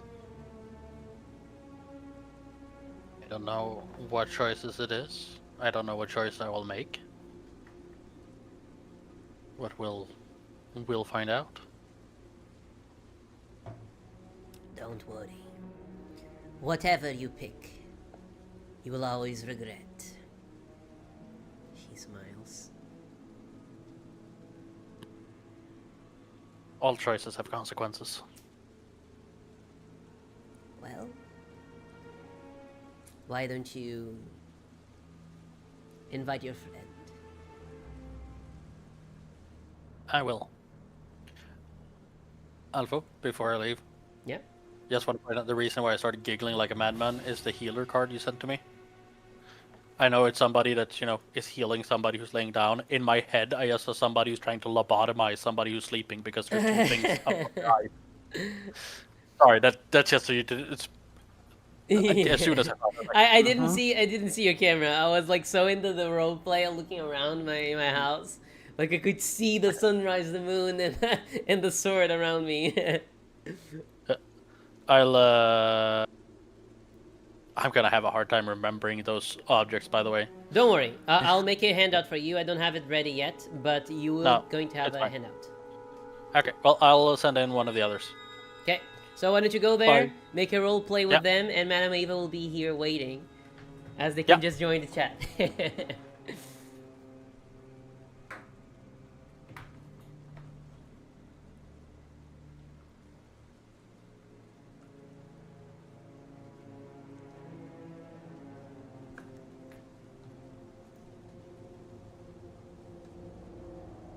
Oh my god, bro. Oh, hell no, man. What the fuck, man? Well, as you approach, Madame Eva was looking directly at the entrance, and she was playing with her fingers and gently managing them and just like playing and moving, like she was not exactly just in a haste. It has to be just me. Why I can't have Beowulf? Well, do you trust your metal friend?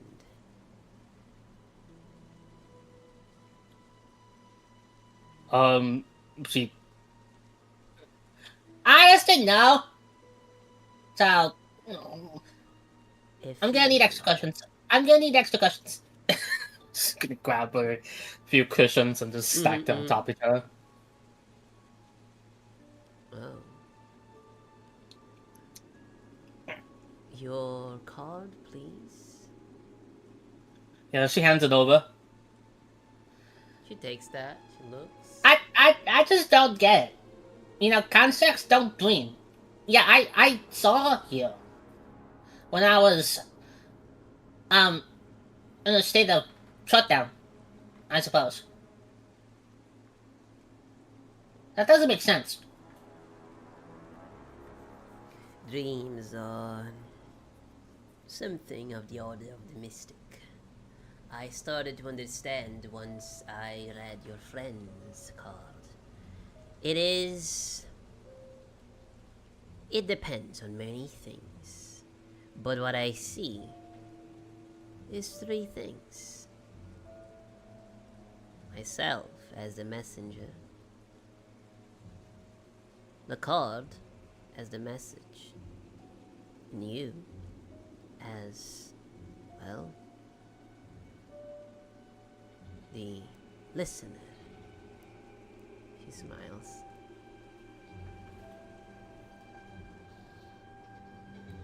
Well, Okay. I think I get it. That's more like a sonic link don't Yeah. worry. in a dream. Okay. It will all I'm ready. make sense at one point. She smiles like she knows information that you don't know. Well, that's ominous. Very well. He puts her gun down. Madame Eva approaches her hand close to the card, and you can see with strength as her tendons and her veins in her right hand begin to burst out and pop from the skin. And she slowly begins to manage that to a movement that seems to be hurting her hand. And in this claw-like shape, she just makes this, just like rewinding something. And with that, you can see all of those stains and the watermarks and all of that could have, well, that ruined the card going away, and pretty much the ruin in the card getting reversed, as the curling pattern of the water that stained it would slowly go back and shift. It would see that it gives life back to the colors as they were mixed at one point and slowly getting diluted and, well, reorganized as they supposed to be, so as removing the fading from like sunlight and also removing the creases to a point that the card eventually gets pristine, well, just like it was just out of the pocket, mint. And with that, you look a colored card. I don't have the art for that right now, but I'll send that later. But it is the same art as the one that you saw there, but the marionette. So let me see if I can. Well, it's not going to be the best of the cards there, but still I'm going to send you because it's going to be easier to keep track of things. There you go. But this one is just like for the notes, and so, well, there is something for you. But, well, the card itself that you have for your character is colored. She looks at you. Do you wish this to be the same size as you, proportional to your body? I mean, if you can do that, what I'm curious. I want to see how this works. You know, I call myself an artificer. I combine magic with crafting to make things. I know. I tried to get a ping on the magic earlier. I didn't get any, but there's clear power here. So She makes like a movement with her pointy finger and then thumb, like to just like reducing a picture in like a smartphone, and she does that, and you can see that the card follows that as it shrinks to about the size of a playing card that would be like the size of your character hands. So it's easier for you to keep that, not as cumbersome. But she looks at the card. Let me look at my notes here.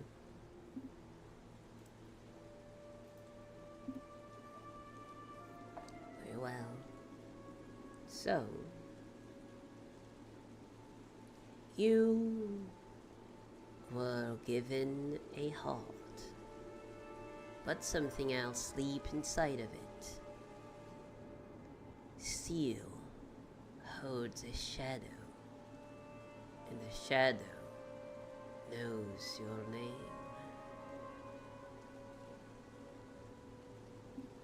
Walk the road of...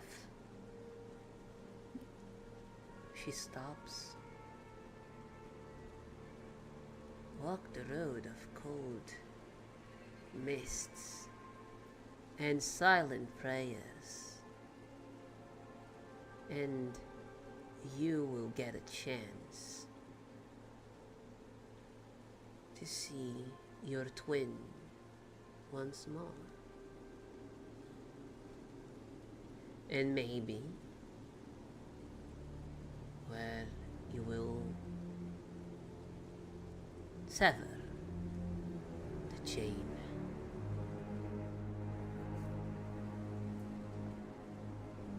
Look, she nods. Look for the... She stops. She gets a little upset and just like stunned. Look for the black cloaked statue.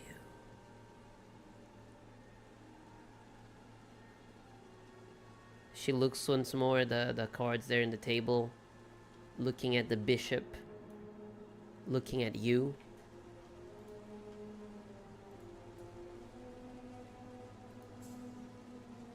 And then she just looks at you, changes her facial expression to invite you to ask any questions. But she doesn't say anything. But it's very intimidating as she just stares at you, expecting you to say something. Chains? What chains?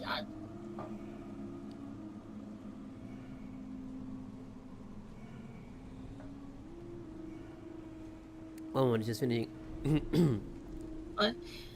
It's not my duty to explain my visions. It is yours Oh. to understand it. I might know what these are talking about. However, as a fortune teller, I can only tell what the mists tell me. I'm just a messenger. Well, I have my suspicions. You've given me options to explore. I just hope it's not the creepy devil count that you're referring to. Well,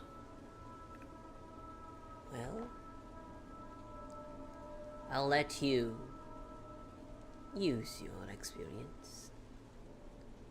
You are a smart being. She smiles. Alright. I'm gonna go now. I need to think about this. And she hops out. Very well. Good fortune. Good fortune. Yep.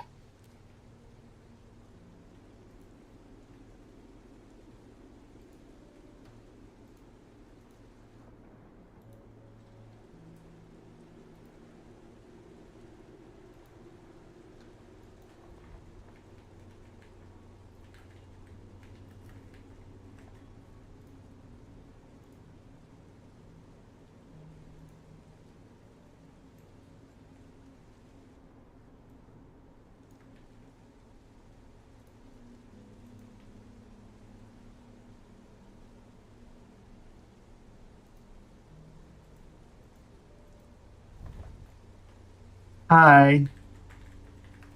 Hello.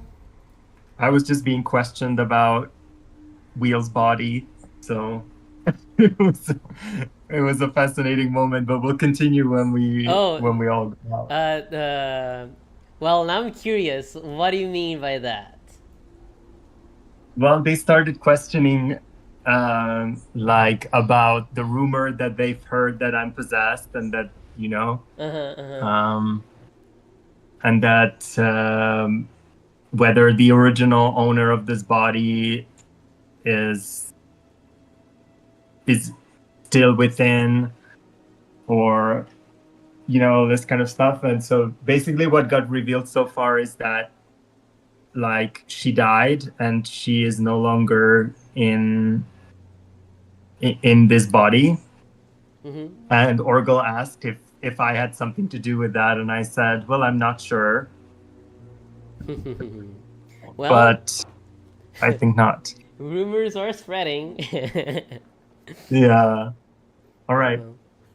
So, as you approach, you can see that just like you're finding like a duelist, you know, like those anime scenes, like the two guys are finally going to face each other. It's pretty much that same like vibe as this challenge of wits. And maybe Wheel found someone that she is intimidated by. Yeah. She looks at you, not exactly worried, and I see many things on you. I am quite intrigued. She smiles.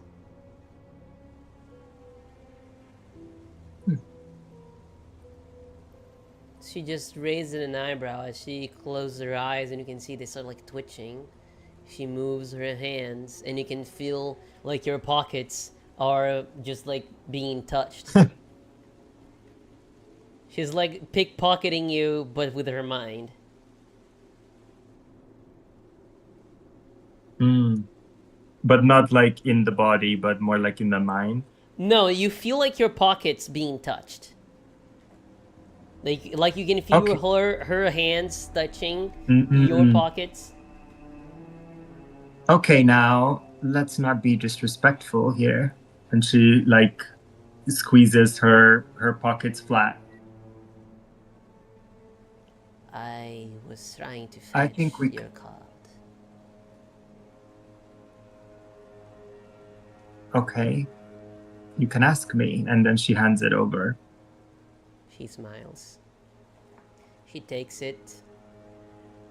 I was surprised, as this is news to me, and even more surprised when I saw that these cards have color, while mine don't usually have. Yours are definitely different than mine. And she just slides back in the table, slightly moving the fabric.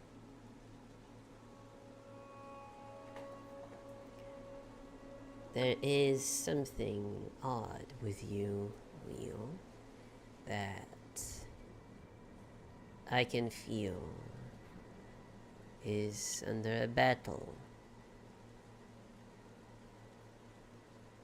Maybe you don't, but I can definitely tell.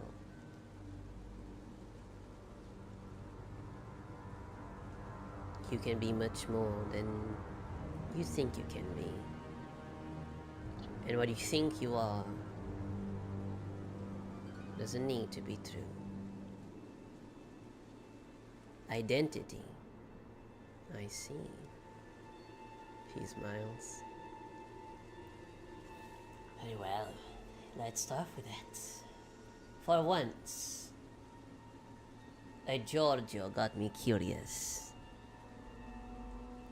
With that, she moves her hand above the card, and you can see she makes like a claw-like shape with her fingers. And just like she's making like force and strength to a point that you can see the tendons bumping from the skin, so as the veins getting more protuberant. And with that, she plays with the card, and you can see she eventually makes like a winding or like unwinding motion above the card. As you can see magically, the time being reversed there. And the color slowly being revealed, as you can see areas where the water washed the colors and mixed all of them together in one point, and slowly putting back into places, removing the wrinkles, giving back the color that was lost by the sun, that was faded, and all this weird mesmerizing motion as just like, well, the painting slowly revealing itself, seeing a different card while having a similar art style. And she reveals for you the torturer. She looks at that. It was not what she was expecting. If you want to throw a insight check, you can.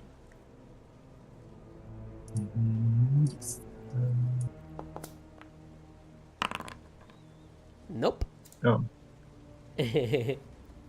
Yeah. Well, unclear, but she stops for a moment. Well, another surprise. I wasn't expecting it. Maybe this is the winning side's story. She smiles. What a fascinating being you are. Well, she finally just now concentrates on the card because, well, her first effort was to reveal the card, and now she is, well, reading the card. A moment. Just finding my notes because there's a bunch of notes and I didn't exactly organize my notes that well.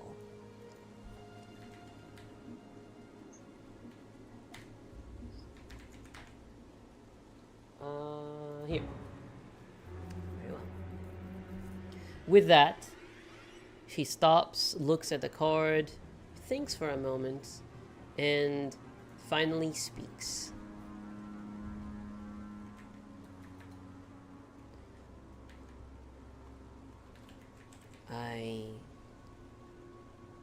I see. Yes. Well, between us and the next town, there is a windmill.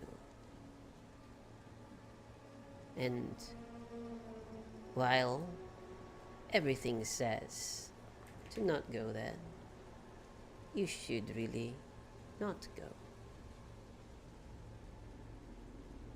That lonely mill has something that you might want to find but not want to face. An old enemy lies in this land. Unbeknownst to them, you are here.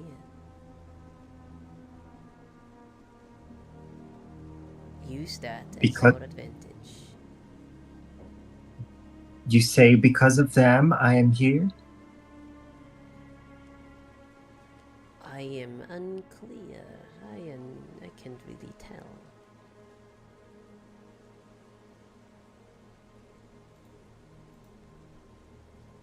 Maybe because of them you're here. Maybe you're here because of them.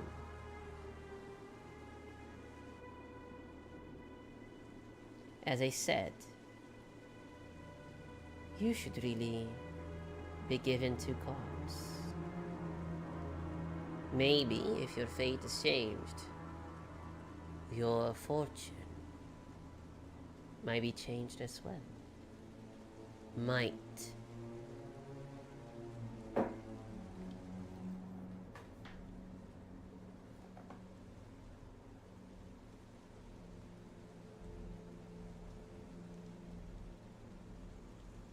I have. Oh, I said the torturer is supposed to be the charlatan. Oh, yeah? Yeah, charlatan. My bad. And she's gonna draw a second card? Nope. You weren't given a second card. Oh, okay, so the second card is. So what do you mean by the second card? Maybe the losing side within you. The losing side. If you have seen much about me, you have seen that I've not lost much. Aside from very recently. She smiles. You don't know it yet.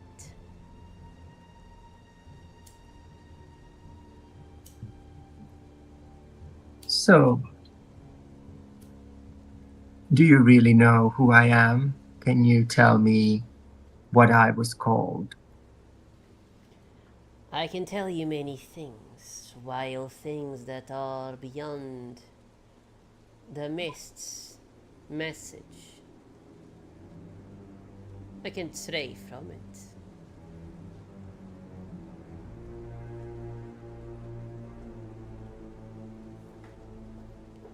Are the mists of the devil, or are they of Barovia itself? You mean my mists, or the mists around you?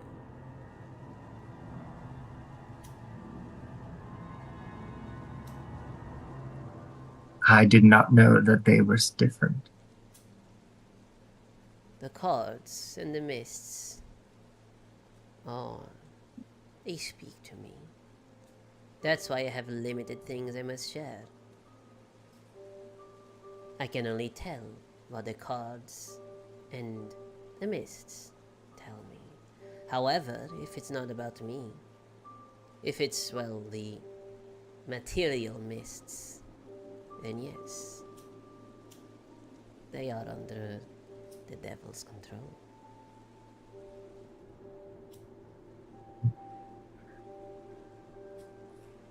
Well, since you know who I am, might I also know who you really are?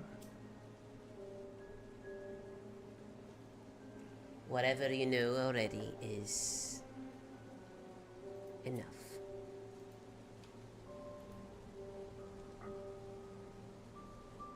I disagree. You are quite a peculiar being, and I would like to know more. But given my current disposition, I am not able to find out more. So will you honor me with some knowledge? I do solemnly so swear not to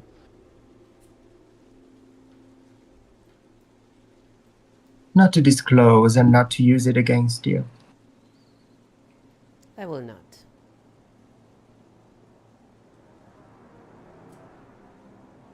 Very well, I shall remember that. Please. Do you have any other questions?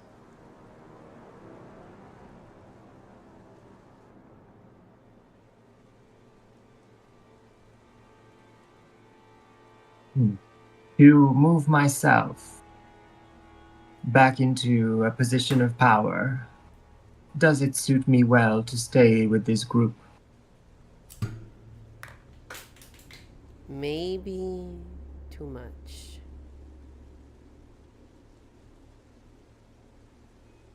Very well. You can see that she lost her kind of like this battle of wits right now. As she was just like, yeah, I'm super, I don't know, like badass. And as soon as she said that, she just got scared. And you kind of won this like battle of wits somehow. She got scared.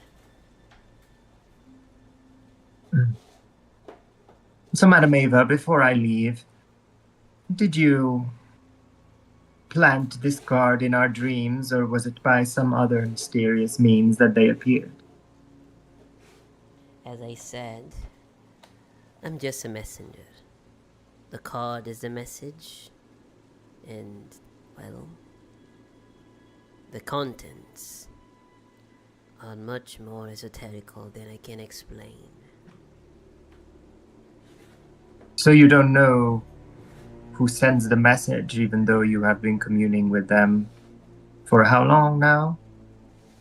Well, I know it's the fortunes, the mists, the future, well, the destiny. You really Without- ought to be more curious. Without me, you'd likely arrive here. Maybe without the best of conditions. And of course, you'll be of great use for yourself.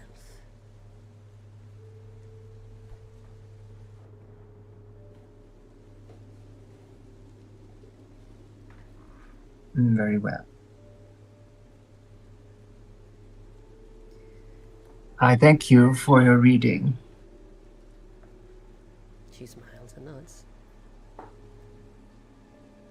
And she stands up, she taps the table twice, and goodbye, Madam Don't forget Ava. your card.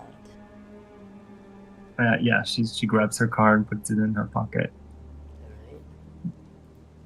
Alright. Right, and back to the outside the tent. With the rest.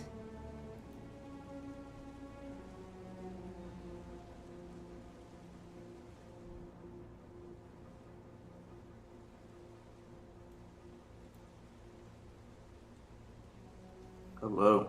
Hello. So, waiting borderline menacingly, you see Madame Ava, same position, with a red shroud over her face. She looks at you through that, and invite you to sit. I'll take my seat right in front of her. She stops. She looks at you. So, Uncertainty is what I feel. Well, it wasn't obvious from before. It's not like I had to use any of my powers for this. But still, I really mean that. Yes. She stops. I can understand. You run from the fog. Yet, it still walks inside of you. Don't it? Yes. Well, please. Your card. I'll take it from my coat. Give it to her. Just lies on the table. You can see that she was about to just, like, telepathically move that, but well, she's not bothered. She looks at the card, she looks at you. I said that to your companions, but I'll say that to you as well in case they don't. These are different cards. As you can see, they have color, while mine don't. This is the message. She points at the card. I am the messenger. And the contents, I do not know. Who sent it? Maybe. Someone you love?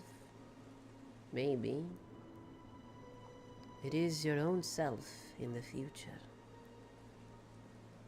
She smiles. Those cardboard things really are fascinating. May I? Yes. Of course. She moves the hand, makes a claw shape. You can see that the tendons and the veins on her hand pop out. And you can see that she's making a lot of strength to a point that seems to be hurting her on doing this. And she makes like a rotating motion. And with that, pretty much like opening a valve.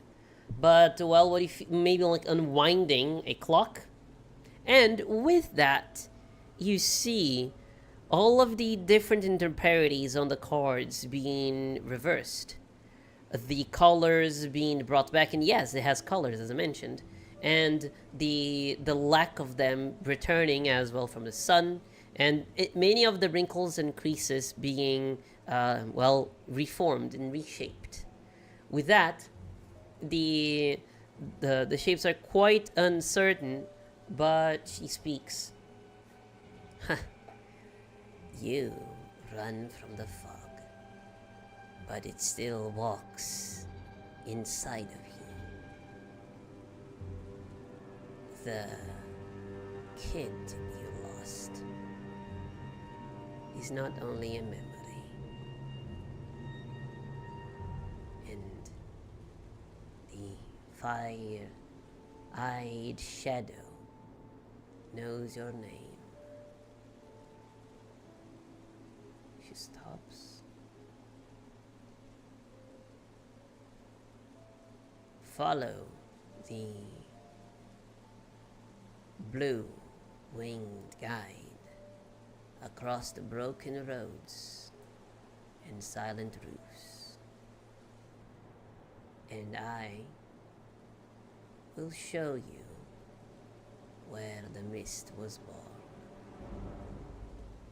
and whether the hand you lost still reaches for yours. She smiles.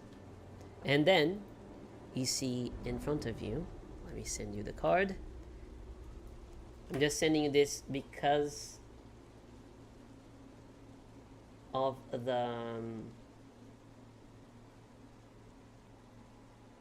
foundry thing that I have. I only have them in black and white. Even though yours is colored, I'll send all of them in color once the session is done.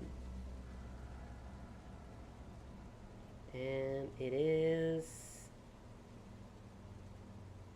over here. The innocent.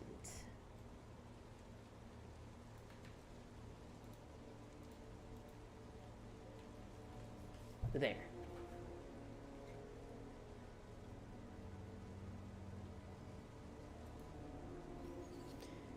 Do you have any questions?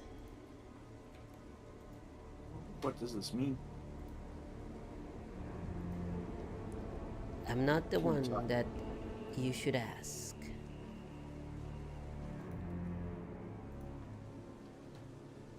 Okay. As I said, I'm just a messenger.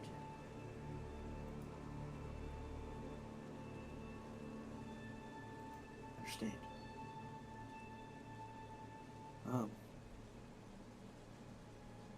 Do you want the others to come back in here now that we're done?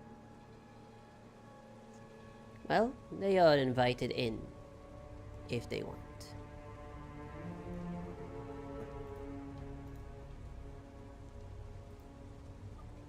Yo, invite them back real quick. Alright, let me just change the channel's name. I'll just drag them all here. Oh, here we go. Oh my god. Stop bro. talking about him. Stop talking about him. Oh, man, what the fuck, man?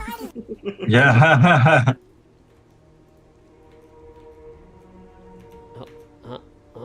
What? Huh? What is going on? This? Huh?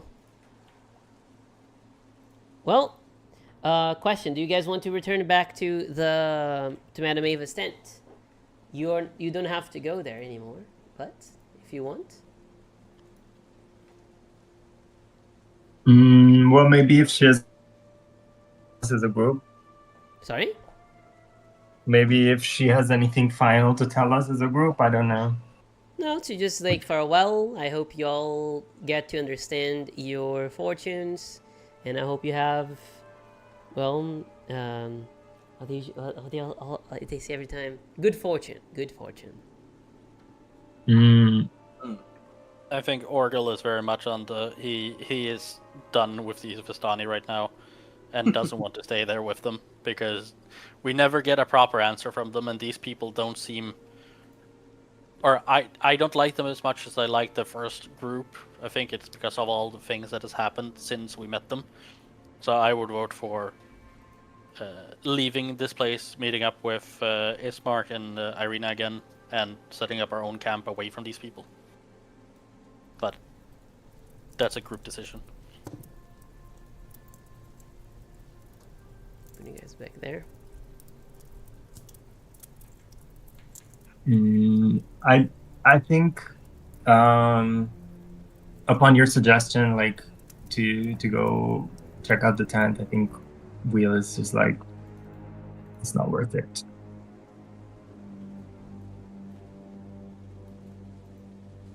But I think I'm also happy to have a rest here because we have their hospitality, and then we can move on with our resources replenished. Oh, I think you On the cannot next move day. through enemies. Yeah. Yes, we would have shelter here because that's a thing of these people. However, Ismark and Irina would be alone out in the woods. Wait, they haven't come here? No. No, they do. They do not like being here. They're hiding outside. Well, whenever you Oh. want, but this guy wants to speak with you whenever you're done. So Okay. Any one of us or any like? no, the whole party, the whole party. Yeah. Okay. I didn't want to interrupt you guys, but just moving him there just is to say you show interest to speak to you there. Welcome back, handsome. He smiles as he bows a little bit. Well, how the reading was? Was that what you expected? Normally it's not.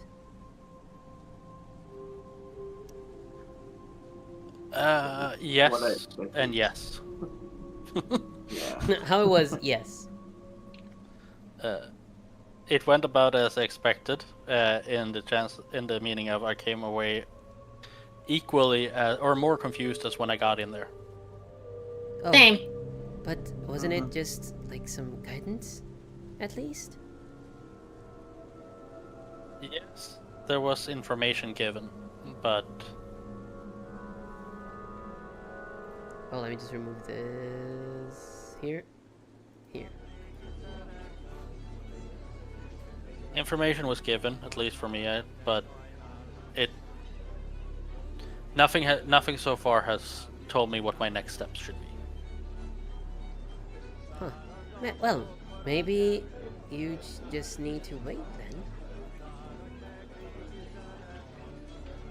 Perchance. If, well, you're staggered and you want to crash here, I can definitely tell with my companions over there, they probably won't mind with you resting for a little bit here, 1 day or two if you need. But if you need information, you can also ask us. We've been all throughout the lands, while I will say to not exactly go around sharing your fortunes, as people might exploit the information that you give to them.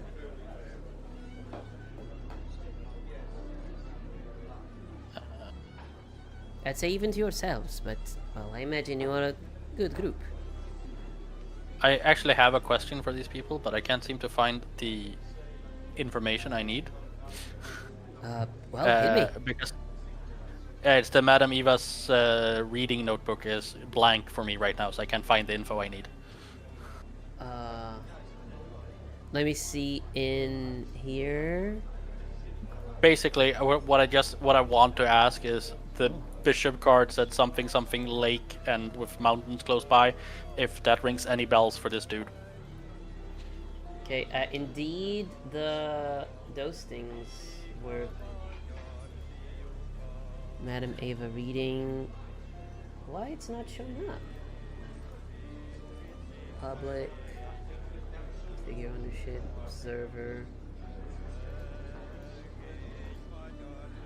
Do you have the access for the thing? Now, yeah. There we go. Okay. There we go. Yeah. Yeah. Then look for a den of wolves in the hills overlooking a mountain lake. If there are any, do you know if, are there many lakes in the mountainous region here? Oof. Let me think. I think there are 4 lakes in Barovia, as far as I remember. Well, this one, well, the pool over there. He points to the lake. We also have the Baratok Lake, which is closer to Kresk, the westernmost town. Well, actually close to the border of Barovia. There is one, I think, is the Raven Lake. Let the GM, because this is a very specific question. I think no one ever asked that. We have the Tsarpool. Well, I have the Lake Zarovich, which Ismark mentioned, where he used to fish in Valaki. The Lake Baratok, which is the one that he mentioned, which is to the west. And the Luna Lake, which is probably not what you guys are going for, as is way too isolated. But I'll reveal that in the map. And and as I also asked them, are any of those in any kind of mountainous area, or are they in flat areas, if he knows, or if he's been to anyone? Well, Barovia is set in the valley, so I think all of those are set in mountainous regions. Well, if they're in technically no, because they're in the valley, then they're in flatlands. But Yes. yes, but if there are any hills or mountains by any of the lakes. Well, Lake Zarovich is known to be on the feet of the Mount Baratok.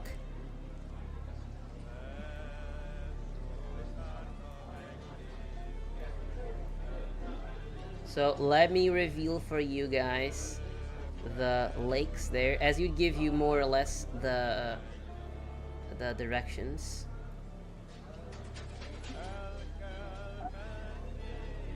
This is Lake Larovich. If you move in the map there in the above, you should be able to see that. Yeah, because he's like Sarovich.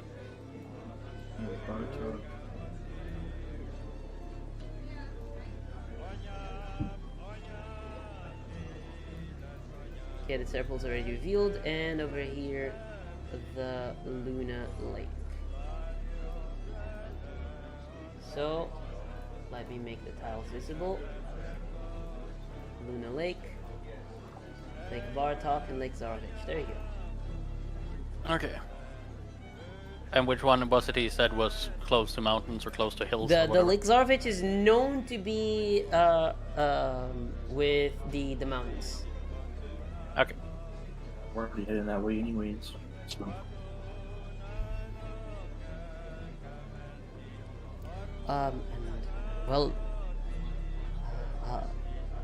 are you in a hurry? You seem in a hurry. So no. We have many miles to go. We have some companions waiting for us. Oh, I think we ought to join them. Yes, agree. And well, you can stay here if you wish. Thank Well, you let for us your try offer. to convince them, because sleeping out in the wild is not as safe, but we don't want to leave them out there either. They're our meal ticket. And well, where are you going then? Well, I don't want to be that intrusive. As of yet, we do not know. Are you going back to the village of Barovia? We don't know. Well, It seems that no plants survive more than 20 minutes in this land. So whatever plans we had this morning have quite possibly been shattered. oh really? Well, in any way, I suggest if you ever want to explore the other areas of, well, the country, I'd suggest following this road over here. He points to the same path that you were taking over here. As well, the sign over there in the crossroads, it's not exactly precise. Not even sure why it's, well, there.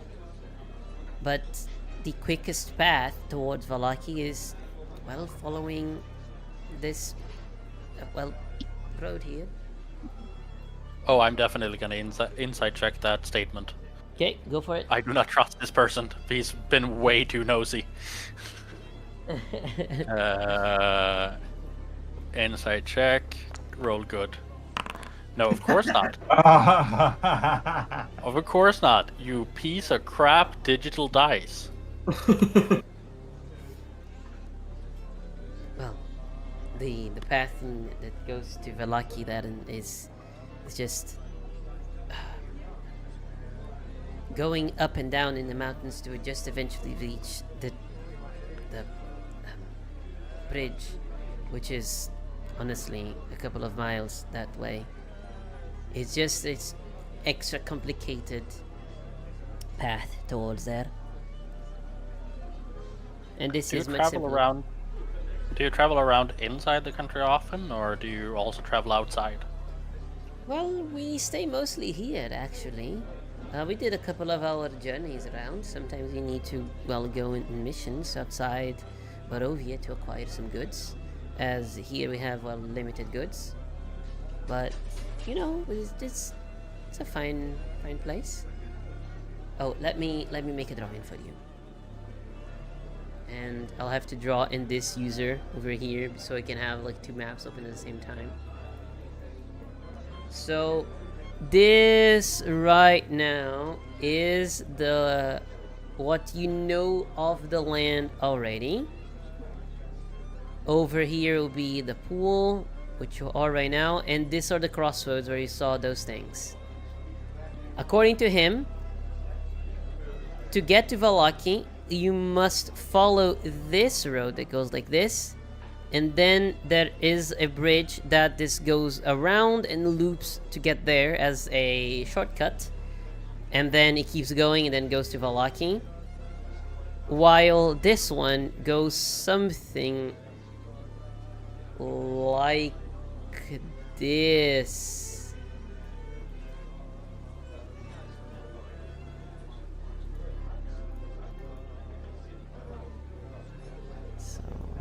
And there's a windmill that we're trying to avoid. Which path is that on? As soon as you mention windmill, you can see that this guy just changes his just like outgoing.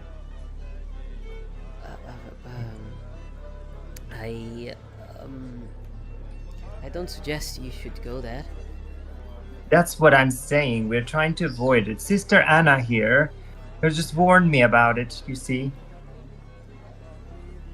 Which of these paths is safest for us then? Well, at one point you will encounter the windmill. It should be seen on the road. Which road? There are two. Well, to this one. Just the one that you would take after the short Okay. roads, the shortcut here. If you take the shortcut. All right, then we shall avoid it anyway. Thank you. Yeah, no problem. Well, I wish you the best of luck. I don't want to, well, be Bye-bye. nosy. Yeah, he just waves. Thank you for everything. Bye. Thank-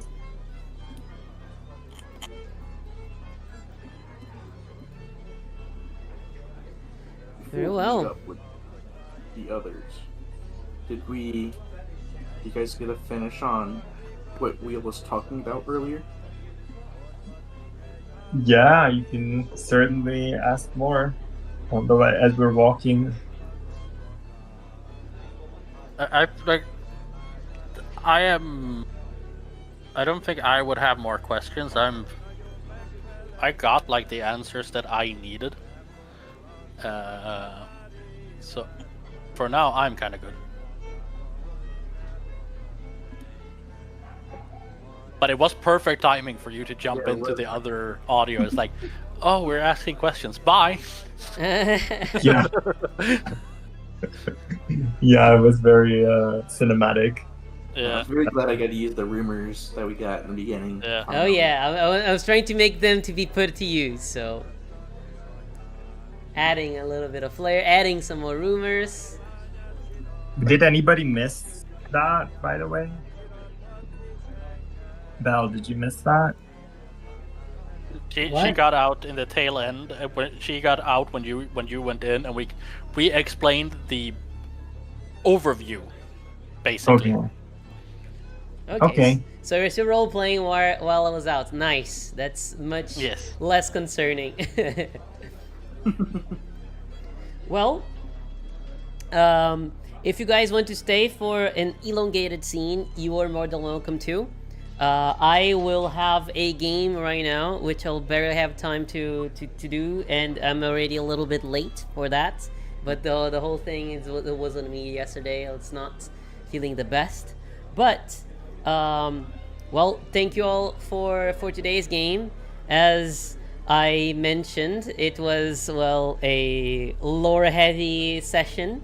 I hope you guys enjoyed, even though there wasn't a lot of action. I could still feel there was still tension going on, so that was the objective. And well, I will have to get going, but thank you all for today's game, and well, I see you guys in the next week in the regular time